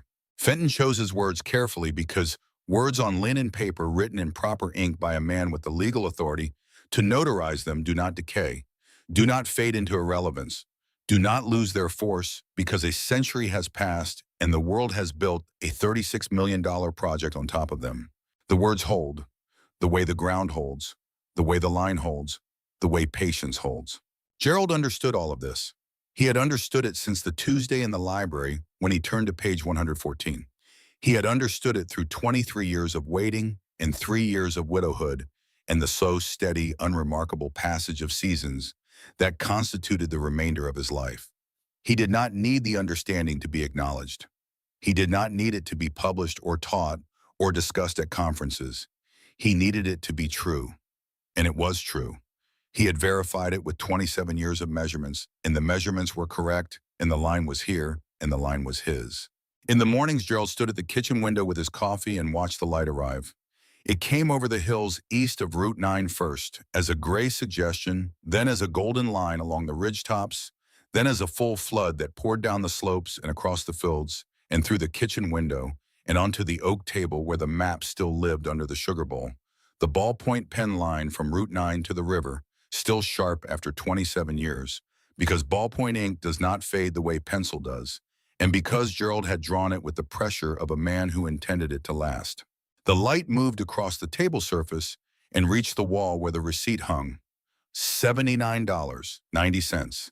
The glass caught the light and the numbers appeared through the glare with the clarity of something important made visible by the right angle of illumination, the way the 1912 clause appeared through the linen page when Judge Whitfield held it to the hearing room window. Everything important reveals itself in the right light. The skill is not in finding the right light. The skill is in having the patience to wait for it. Gerald finished his coffee. He rinsed the mug and set it upside down on the drain board. He checked the stove. He checked the lock. He walked to the front door and looked through the glass at the porch and the driveway and the road and the fields beyond. The porch light was still on from last night. It would stay on today and tonight and tomorrow and every day and every night for as long as Gerald lived in this house. And when he no longer lived in this house, it would stay on because Claire would keep it on because the porch light was not Gerald's to turn off. It was June's light. June turned it on in 1972, and it had been on ever since, and it would stay on because some promises are perpetual, the way some clauses are perpetual, the way some patience is perpetual, the way some love is perpetual. Not metaphorically, actually, perpetual the way the word means. Continuing without interruption, without expiration, without a clause that says except when, without a condition that says only if, without a limit that says until. Perpetual means perpetual. June understood this when she turned on the light. T.R. Fenton understood this when he wrote the clause. Gerald understood this when he raised his hand in the basement. Claire understood this when she held the Plat to the window. They all understood the same thing, that the most powerful forces in the world and are not the dramatic ones, not the earthquakes or the floods or the $36 million projects with their architectural renderings and their ribbon-cutting ceremonies and their state senators giving speeches about vision. The most powerful forces are the quiet ones, the ones that continue, the ones that do not stop, the ones that show up every April with a brush hook and a notebook and the willingness to do again what was done last year and the year before and the year before that, because the doing is the point and the repetition is the proof and the proof is the power and the power is in the word. Perpetual. Gerald Maddox opened the front door and stepped onto the porch. The morning air was cool. The fields were bright. Somewhere in the corridor, the machines were starting up for the day, the sounds of commerce beginning the daily traffic that would cross and recross again, the 12 feet of earth that had been the center of his life for 27 years, and that would be the center of his daughter's life after him and her children's life after her. Because the clause does not expire, the right does not dissolve, the land does not forget, and the man who reads the ground reads the truth, and the truth is perpetual. He sat down in his chair. June's chair sat beside him. The porch light glowed above them both. The coffee was done. The notebook was closed. The morning was beginning. The strip was quiet. The gravel was still. The field stretched east toward the corridor, where $36 million worth of glass and concrete and human ambitions sat upon the surface of the earth, visible and impressive and temporary, and beneath it all, invisible and unimpressive and permanent. 7 lines of ink on linen paper that said what they said and meant what they meant, and would continue to say it and mean it for as long as paper lasts and longer. Because even if the paper crumbles, the right remains, and even if the right is forgotten, the land remembers. And even if the land is built upon the ground beneath the building, holds everything that was ever written about it, and everything that was ever granted upon it, and everything that was ever measured across it, and everything that was ever defended in its name. The ground holds. It always holds. Gerald knew this. He had known it his whole life. He had known it while watching his father work a post-hole digger into frozen earth. He had known it as a young surveyor standing in a creek with mud to his shins and a steel tape in his hand. He had known it as a laid-off man sitting in a library reading linen-page books that nobody had opened in decades. He had known it as a husband holding his wife's hand at a kitchen table with a ballpoint pen line on a county map. He had known it as a father watching his daughter swing a brush hook for the first time and hearing the sound of the cut and saying good. He had known it in every moment of his 77 years, because knowing it was who he was the same way measuring was who he was, the same way patience was who he was, the same way the line was where the line was. Here, always here. And the porch light was on, and the coffee was strong, and the morning was good, and Gerald Maddox was home. There were things that Gerald kept that nobody knew about and that nobody would discover until Claire opened the filing cabinet for the last time whenever that time came. In the drawer labeled miscellaneous behind the tax maps and the zoning correspondence, there was a manila envelope that contained 6 items arranged in the order Gerald had placed them there over a span of 25 years. The first was the business card that Nolan Corrado had left on the porch railing in 2002, the cream-colored card with the embossed lettering that June had swept into the trash with the dead leaves 2 springs later, and that Gerald had retrieved from the trash can before the garbage truck came on Wednesday morning, because Gerald did not discard evidence, even evidence that arrived in the form of a business card from a man in a suit who offered $8,000 for a piece of land that would eventually generate $4,100 a month. The card was discolored now. Brown at the edges, the embossed letters flattened by time, but it was there. The second was the county's Greenway letter from 2007 The two-page request that mentioned community benefit 4 times and offered a dedication plaque and did not mention the 1912 clause because nobody at the Planning Commission knew the clause existed. Gerald's 6-word reply was stapled to the back. I respectfully decline.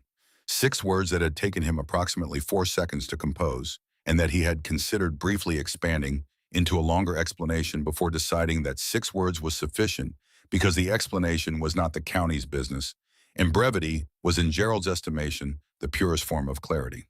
The third was the single-page offer from Karen Lyle, $45,000. No cover letter, no explanation. Just a number on a page, as though a number were sufficient to describe the transaction, which it was not because the transaction Karen Lyle was proposing was not the purchase of 1.7 acres of land. It was the purchase of a perpetual right-of-way that had been alive for 99 years and that the buyer did not know existed, which meant the buyer was offering $45,000 for something she did not understand, which meant the offer was not an offer at all. It was a guess, and Gerald did not deal in guesses. The fourth was a printout of the ALLC registrations that Claire had traced in 2012, Corridor Land Associates, Mercer Rail Holdings, Quarter Development LLC, all connected to Mercer Quarter investors. Russell Flagg's name highlighted in yellow marker, not by Gerald but by Claire, who had sent him the printout with the highlight already in place. A small act of editorial emphasis that conveyed without additional comment Claire's understanding of what the name meant and what it meant that the man who had laughed at Gerald in a courthouse basement was financially invested in the project that could not proceed without Gerald's permission. The fifth was the disposable camera from October 2018, still in its cardboard sleeve. The photographs already developed and filed separately in the folder labeled 2018, but the camera itself preserved because Gerald kept the container as well as the contents, the way he kept the envelope as well as the letter, the way he kept the mug as well as the note that had once been inside it, because the container was part of the story. Even if the container was empty, and stories that lose their containers lose their context. And context was everything Gerald had spent 23 years building. The sixth item was a newspaper clipping, not the article about the settlement which Claire had framed and which hung in her office in Scranton. A different article, a small item from the Mercer County Herald's real estate section, published in January 2023, months after the settlement was signed. The article reported that Mercer National Bank, Russell Flagg's former employer, had written down its investment in the Mercer Quarter project by an undisclosed amount following what the article described as unforeseen easement-related costs. The article was 4 paragraphs long. It mentioned no names, it mentioned no amounts. It mentioned no 12-foot strip and no green notebook and no man in a canvas jacket. But Gerald had read it at the kitchen table on a Tuesday morning and had understood exactly what it meant, and he had cut it out with the kitchen scissors and placed it in the manila envelope behind the disposable camera. And he had not mentioned it to Claire or to Duff or to anyone because the article was not a trophy. It was a measurement, a confirmation. The final data point in a set that had been accumulating for 29 years since the day in 1991 when Russell Flagg wrote risk profile is unfavorable, and Gerald Maddox folded the letter and placed it in his wallet and walked out of the bank and into the rest of his life. The envelope sat in the drawer sat in the cabinet sat beside the furnace sat in the basement of the house on Sycamore Road, the house with the clapboard siding and the gravel driveway, and the barn with the vise and the brush hooks by the door, and the porch with the 2 chairs and the light that was always on. The house that Gerald Maddox had defended with the same patience he used to defend the Strip, and that he would continue to defend for as long as his body permitted him to climb the ladder and clean the gutters and replace the weather stripping and caulk the windows and change the furnace filter and sweep the kitchen floor and wipe the counter and wash the laundry on Tuesdays and make the coffee the way June made it and turn on the porch light every evening and walk to the cemetery on Sundays and walk the Strip in April and open the notebook and write the date. The date, always the date. The date was the most important part of every entry because the date was what established the continuity, the unbroken chain of annual maintenance that had defeated the adverse abandonment motion, and that would defeat any future motion that anyone might bring because the chain was now 27 links long and growing longer each April. and each link was dated, and each date was written in 2H mechanical pencil that did not fade, and the dates formed a sequence that was as irrefutable as a boundary measurement. Because a sequence is a kind of measurement, a measurement of persistence, a measurement of presence, a measurement of the distance between giving up and not giving up, which is the most important distance any man can measure, and which Gerald Maddox had been measuring for 27 years, and which the measurement showed to be infinite. Because Gerald Maddox had not given up and was not going to give up and did not understand giving up as a concept that applied to him or to the strip or to the clause or to the word perpetual, which meant exactly what it said. The notebook on the shelf, the receipt on the wall, the brush hooks by the door, the map under the sugar bowl, the coffee on the stove, the chair on the porch, the light above the door. These were the artifacts of Gerald Maddox's life. Not monuments, not trophies, artifacts, objects that derived their significance not from what they were, but from what they represented, which was time. Time spent, time invested, time converted through the mechanism of patience and documentation into a legal position so strong that a $36 million project could not move it, and a team of Philadelphia attorneys could not crack it, and a county judge needed only 9 minutes to confirm that it would stand. Time, that was what Gerald had invested, not money. $79.90 was not an investment. It was a statement, a declaration of intent. The investment was the 23 years that followed, the 23 Aprils, the 23 tax payments, the 23 notebook entries, the 3 refusals, the second mortgage, the photographs, the new stakes, the hearing, the settlement, the monthly payments that would continue for 40 years and then be renegotiated by Claire, who would handle the renegotiation the way Gerald had handled everything, with patience and precision, and the green notebook in the desk drawer, and the 1912 Plat on the wall behind her, and the memory of her father's voice saying good when she swung the brush hook for the first time, and the sapling fell, and the sap darkened, and the April air smelled like cut wood and new beginnings. Time was the investment, and the return on the investment was not $4,100 a month. The return was the knowledge that the measurement was correct, that the line was where Gerald said it was, that the ground held what Gerald said it held, that the patience was justified, that June was right. The return was being right. Being right was enough. Being right had always been enough. Gerald Maddox had never needed more than being right, because being right was what a surveyor does, and a surveyor is what Gerald was, and a surveyor does not need the world to agree with his measurement in order for the measurement to be valid. The measurement is valid because the measurement is correct. The world's opinion of the measurement is irrelevant. The world can laugh in a courthouse basement, or write the word unfavorable on a loan application, or offer $8,000 or $45,000 or $420,000. The measurement does not change. The line does not move. The clause does not expire. The clause, 7 lines, linen paper, T.R. Fenton's careful hand, April 3rd, 1912, 115 years old. Still there, still valid, still perpetual, still sitting in its protective sleeve in the county archive, the most expensive piece of paper in the county's history, waiting for the next person who takes the time to read it. Gerald had been that person. Claire would tell others. Others would check their own maps. The clauses were in the books. The books were in the libraries. The libraries were open, and the ground beneath everything held what it held and remembered what it remembered, and did not change because the century changed, or the zoning changed, or the maps changed, or the plans of men changed, because the ground does not change. The ground is the ground. It was here before T.R. Fenton, and it will be here after the last book has crumbled, and the last entry has faded, and the last receipt has been lost, and the last porch light has burned out and been replaced, and burned out again, and been replaced again and again and again. Perpetual. The word that means forever. The word that means always. The word that means the ground holds and the line stays, and the right endures, and the patience pays, and the light stays on. Gerald Maddox knew this. He had always known it. From the fence post in January, to the porch light in October, to the notebook in April, to the hearing in June, to the silence in November, to the coffee in the morning, and to the crickets in the evening, to the gravel under the tires, to the fields in the sun, to the chair beside his chair, to the hand over the hand, to the voice in the kitchen, to the whistle of the kettle, to the shuffle of the slippers, to the turning of the pages, to the light through the window, to the ink on the paper, to the word on the page. Perpetual. And Gerald Maddox was home, and the porch light was on, and it was always on, and it always would be.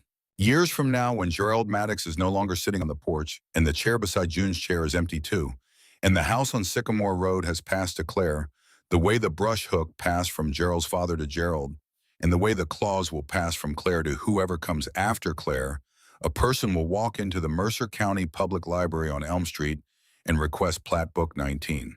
The librarian will not be Mrs. Ewell. Mrs. Ewell retired in 2020, and the librarian after her, Garza, will have moved on by then, replaced by someone younger who has never heard of Gerald Maddox and does not know the significance of page 114, and will pull the book from the archive room without ceremony, the way Mrs. Ewell once pulled it without ceremony, because the book is a county record, and county records are available to the public, and the public does not need to justify its interest. The person will sit at the long oak table, the same table where Gerald sat every Tuesday for 2 years. The same chairs worn smoother now by another generation of hands, but fundamentally unchanged because oak does not change. It darkens. It acquires the patina of use, but it does not change. The ceiling fan will still be turning on its lowest setting, still producing a movement of air so faint that it can be detected only by the slight trembling of an open page, and the person will open Plat Book 19 to page 114 and will read 7 lines of handwritten ink in a slanting, careful hand that was trained in the 19th century by methods that no longer exist. And the ink will have faded further from weak tea to almost nothing but the protective sleeve, will have preserved it, and the words will still be legible if the reader holds the page to the light, the way Gerald held it in 1996, the way Claire held it in 2019, the way Judge Whitfield held it in the hearing room. And the person will read the word perpetual, and the person will understand, if the person has the patience to understand that the word means what it means and has meant what it means since April 3rd, 1912, and will mean what it means for as long as the English language exists to contain it, and for as long as the land exists beneath the buildings and the roads and the sidewalks and the fountains and the glass storefronts and the tree-lined walkways that were built upon it by men who did not check what lay beneath. Men who assumed the surface was all there was. Men who did not know that the ground holds secrets and that secrets have legal force, and that legal force does not expire because the men who created it have died. The person will close the book. The person will return it to the librarian. The person will walk out of the library into whatever kind of day is waiting, rain or sun, cold or warm, the kind of day that Gerald walked into 1,000 times during his life, the kind of day that does not announce itself as significant or historic or transformative, but that simply exists the way the ground exists, the way the clause exists, the way patience exists. And the clause will still be there on page 114, in its protective sleeve, 7 lines, 1 word, perpetual. The porch of the house on Sycamore Road will still have a light. Claire will have replaced the fixture once in 2031 when the old one finally corroded through, but she will have chosen the same style, the same shape, the same warm amber glow, because the light is not about the fixture. It is about the promise. The promise that June made in 1972, and that Gerald maintained after June died, and that Claire will maintain after Gerald dies, and that Claire's children will maintain after Claire if Claire has children, and if the children understand what the light means, which they will. Because Claire will tell them the way Gerald told Claire, not with words, but with the act of turning it on every evening and leaving it on every night and never explaining why. Because the act is the explanation and the explanation is the act. Come home. The house is occupied. Someone is here. And underneath the porch and underneath the house and underneath the gravel and underneath the fields and underneath the corridor and underneath the development and underneath the fountain and underneath the access road, the ground will hold what it has always held. The line, the right, the clause, the word.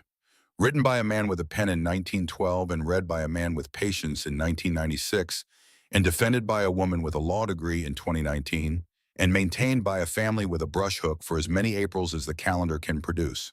The ground holds. The ground remembers. The ground does not check the maps that are drawn upon it. The ground does not verify the assumptions that are made about it. The ground does not confirm the title searches that are conducted above it. The ground simply holds what was placed upon it and waits for the person who is willing to look beneath the surface and read what is written there and stand on it and say, "This is mine and I have tended it and I have documented my tending and you cannot take it from me." Gerald Maddox was that person. Claire Maddox will be that person and after him. And whoever comes after Claire will be that person after her. Because the strip is perpetual. The clause is perpetual. The notebook will be filled and replaced and filled again. The brush hook will dull and be sharpened and dull and be sharpened. The stakes will be checked and driven and checked and driven. And every April, someone will walk 12 feet of earth from Route 9 to the river and clear the brush and record the date and close the notebook and walk home to a house where the light is on. That is the story, not the money, not the settlement, not the hearing or the banker's laugh, or the rejected loan or the second mortgage, or the 3 refusals or the sabotage or the photographs, or the judge holding linen paper to a window. Those are the events. The story is simpler than the events. The story is that a man showed up and kept showing up and did not stop showing up and documented every time he showed up, and that the documentation held and the patience paid and the ground remembered and the light stayed on. That is the story. And it is perpetual. And the porch light is on. And Gerald Maddox is home. Some men leave behind buildings. Some leave behind businesses or books or the accumulated reputation of a career spent in the public eye. Some leave behind nothing at all, their passage through the world, as traceless as a hand drawn through water, the surface closing behind them without a mark. Gerald Maddox would leave behind a green notebook, 27 pages of mechanical pencil entries that documented 27 years of showing up to a 12-foot strip of land in western Pennsylvania and doing the same thing every time, clearing the brush, checking the stakes, writing the date, and walking home. He would leave behind a framed receipt for $79.90. He would leave behind a filing cabinet beside a furnace organized by year, containing the complete documentary history of a man's patience converted into legal proof. He would leave behind a brush hook with a cracked ash handle and a newer one with a hickory handle and a hand plane sharpened every March and a cast iron vise bolted to a workbench in a barn that needed painting. He would leave behind a house with sound porch boards and clean gutters and tight weather stripping and a porch light that was on. And he would leave behind a clause. 7 lines of ink on linen paper written by a man named T.R. Fenton on April 3rd, 1912 in the county clerk's office on Main Street, Mercer, Pennsylvania. The clause granted a perpetual right of passage along a strip of land 12 feet wide and half a mile long, running northeast from Route 9 to the Mercer River. The clause was recorded in Plat Book 19 on page 114. The clause had been alive for 115 years when Gerald Maddox last walked the strip in April of his 77th year, and it would be alive for 115 more, and 115 after that, and so on, because the word perpetual does not contain a number, and does not acknowledge an ending, and does not recognize the passage of time as a force capable of altering its meaning. The clause would outlast the development. The clause would outlast the fountain and the access road and the glass-fronted buildings in the landscape plaza. The clause would outlast the 40-year easement agreement and whatever renegotiation followed it and whatever renegotiation followed that.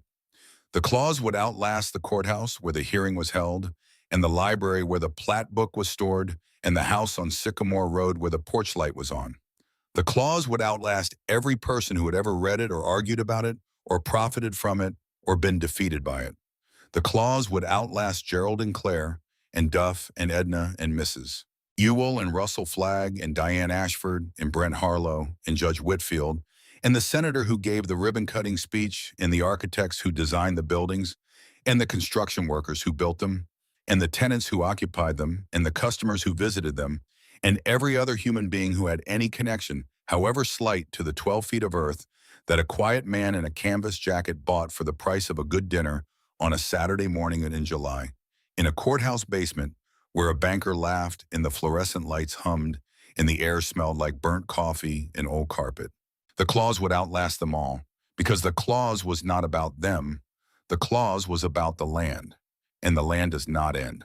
Gerald Maddox knew this. He had known it since the first time he read page 114 under the slow ceiling fan in the limestone library on Elm Street, and he had carried the knowledge for 27 years, and the knowledge had sustained him through unemployment and poverty, and illness and loss, and the silence of a house that had once contained two voices, and now contained one, and the knowledge was not a comfort exactly, because comfort implies softness, and there was nothing soft about what Gerald knew. What Gerald knew was hard. What Gerald knew was bedrock. What Gerald knew was the ground beneath the surface, the truth beneath the assumption, the line beneath the map. The line was here. It had always been here, and it always would be. Gerald Maddox finished his coffee on a warm evening in the 27th year of his ownership of 1.7 acres of what the world once called swamp brush in a drainage ditch. He set the mug on the porch railing. He looked at the fields. He looked at the sky, which was the color of copper and rose and the particular luminous gold that appears for 7 minutes between sunset and dark, 7 minutes that Gerald watched every clear evening. Because the most valuable things are the things that do not last and must be seen while they are happening. He watched all 7 minutes. Then the light was gone, and the fields were dark, and the crickets took over, and the porch light hummed, and June's chair sat beside his, and Gerald Maddox, retired county surveyor owner of a perpetual right-of-way, patient man, steady man, who showed up and kept showing up and did not stop, was content. He stood. He went inside. He turned off the kitchen light, but not the porch light. The porch light stayed on, the way it always did, the way it always would. Perpetual. The morning after Gerald woke at 6 the way he always woke at 6, not to an alarm, but to the internal clock that had been calibrated by 50 years of early rising, and that no longer required external prompting, the way a church bell that has been rung at the same hour for decades would probably ring itself if nobody pulled the rope. The bedroom was cool. October light came through the curtain in a thin blade that fell across the foot of the bed and illuminated the quilt that June had bought from a woman in Greenville in 1989.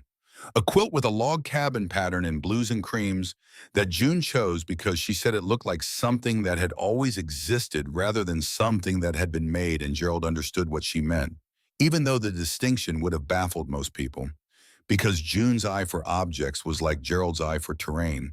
She could read a thing's history in its surface the way he could read a parcel's history in its contours. He dressed, same order every morning, undershirt, then trousers, then belt, then socks, then boots. The boots took 90 seconds because of the double knotting. He did not rush.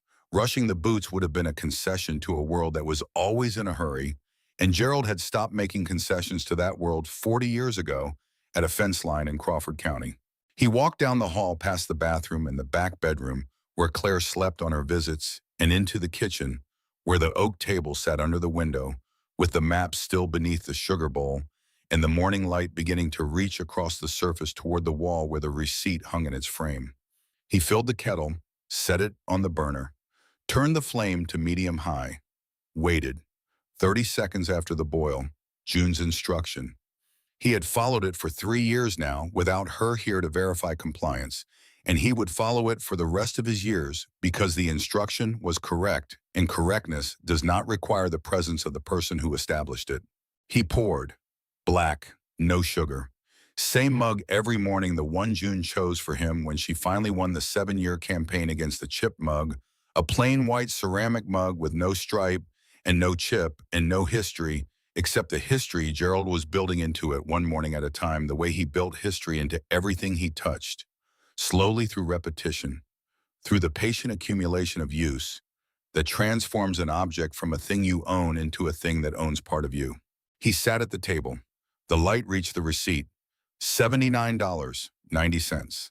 The numbers appeared through the glass the way they appeared every morning, steady and unchanged, the way the clause appeared on page 114, the way the line appeared on the map, the way the strip appeared in the landscape when you walked past the barn and through the fence break and stood at the southwest boundary and looked northeast toward the river along a corridor 12 feet wide and half a mile long that a man had been walking every April for 27 years. Gerald drank his coffee. He did not think about anything in particular. He looked through the window at the barn and the fields beyond and the sky above the fields, which was this morning the color of polished steel, bright and hard and featureless, the kind of October sky that promises nothing and delivers exactly what it promises.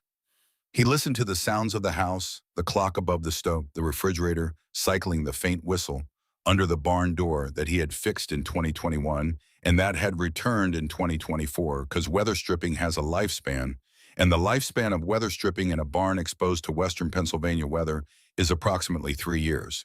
A fact Gerald had now verified empirically, and that he would use to establish a replacement schedule going forward every 3 years January. Because a man who lets a gap remain when he knows the gap is there is a man who has stopped paying attention, and Gerald Maddox had never stopped paying attention to anything. The phone would ring at 7 on Wednesday. Claire, 10 minutes. How are you? Fine. The house? Fine. Duff is Duff, Saturday. Good. The recurrence was the meaning. The content was secondary.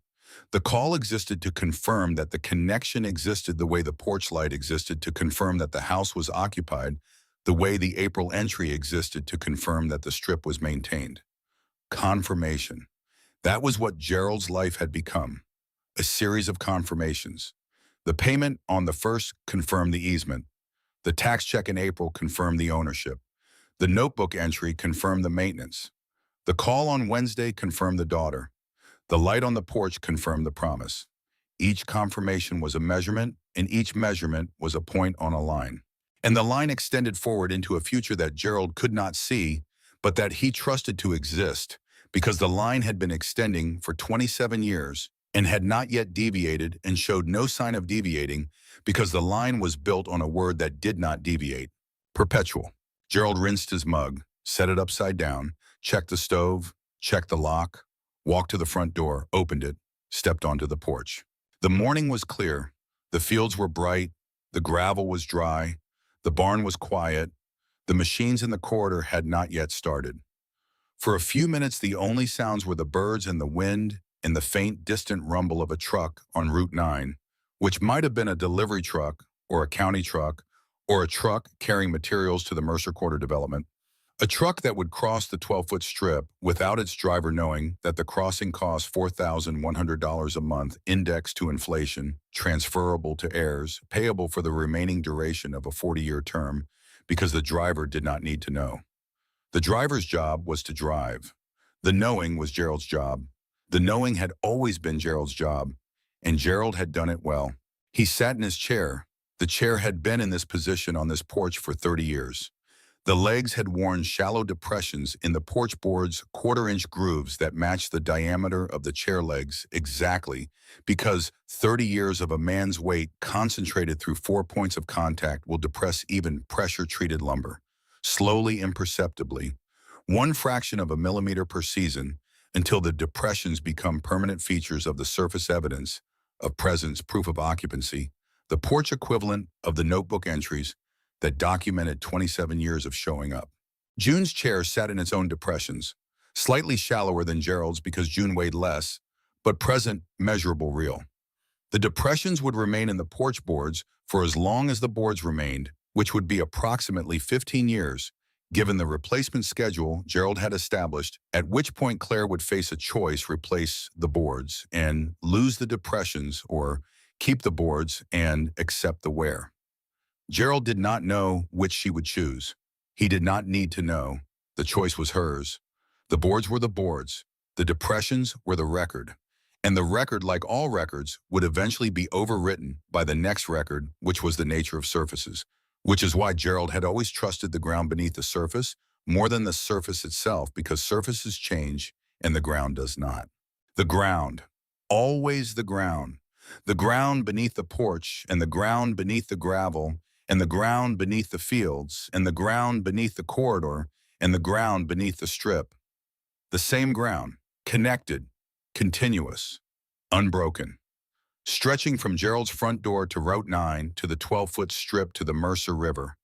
All of it one surface, one piece of earth, one fact that had been true since before the first human being stood on it, and that would be true after the last human being left it, because the ground is the ground is the ground.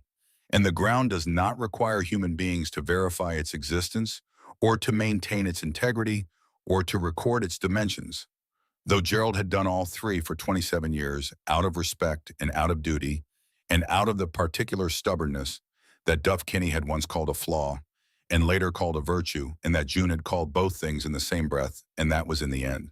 Neither a flaw nor a virtue, but simply the thing that made Gerald Maddox who he was, a man who did not stop. He did not stop at the fence line in January. He did not stop at the termination letter in March. He did not stop at the library card in April. He did not stop at the Plat book in February. He did not stop at the auction in July. He did not stop at the first offer or the second offer or the third offer. He did not stop at the illness or the mortgage or the sabotage or the motion or the hearing. He did not stop at the settlement. He did not stop at the first payment. He did not stop when June died. He did not stop when the silence filled the house. He did not stop when the crossword sat on the table unfinished for 6 months. He did not stop when the house coat hung on the hook. He did not stop. He showed up. He measured.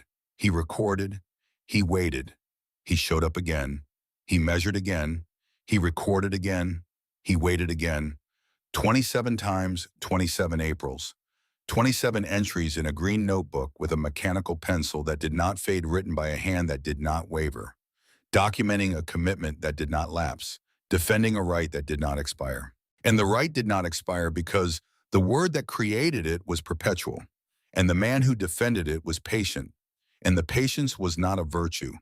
The patience was a material, as real as stone, as useful as steel, something you could hold in your hand and build with one April at a time, one tax payment at a time, one notebook entry at a time until the structure was complete and the measurement was correct and the line was established and the ground remembered and the light was on and the coffee was done and the morning was good and the man was home. Gerald Maddox looked at the fields. The light was changing.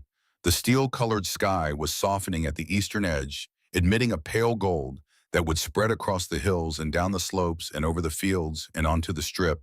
His strip, the 12 feet of earth that had been the axis of his life, and that would continue to be the axis of his family's life for as long as the clause remained, which was forever, which was perpetual, which was the only word that mattered. He drank his coffee. He set down the mug. He breathed. The air smelled like October wood smoke and dry leaves and cold ground and the particular clarity that comes when summer has exhausted itself and the atmosphere has been scrubbed clean by the first frosts and everything that remains is essential, stripped of excess, reduced to what it actually is rather than what it appears to be in the green abundance of summer, when everything is growing and nothing is visible because growth obscures the structure beneath it. October was Gerald's favorite month. He had never told anyone this. It was not the kind of thing he considered worth telling, but it was true. October was when the structure showed. When the trees dropped their leaves and the fields went brown and the land revealed itself, its actual contours, its drainage patterns, its property lines visible again as fence rows and hedgerows and the subtle variations in soil color that told you where one parcel ended and another began. October was when Gerald could look at the landscape and see what he spent every other month of the year remembering from memory the shape of the ground, the truth beneath the surface. He had lived his entire life in October. Not the calendar month, the principle, the stripping away, the revelation of structure, the willingness to see what is actually there rather than what appears to be there, to read the ground rather than the map, to check the old records rather than trusting the new ones, to look beneath the assumption and find the fact. Gerald Maddox, 77, retired, widowed, patient, home.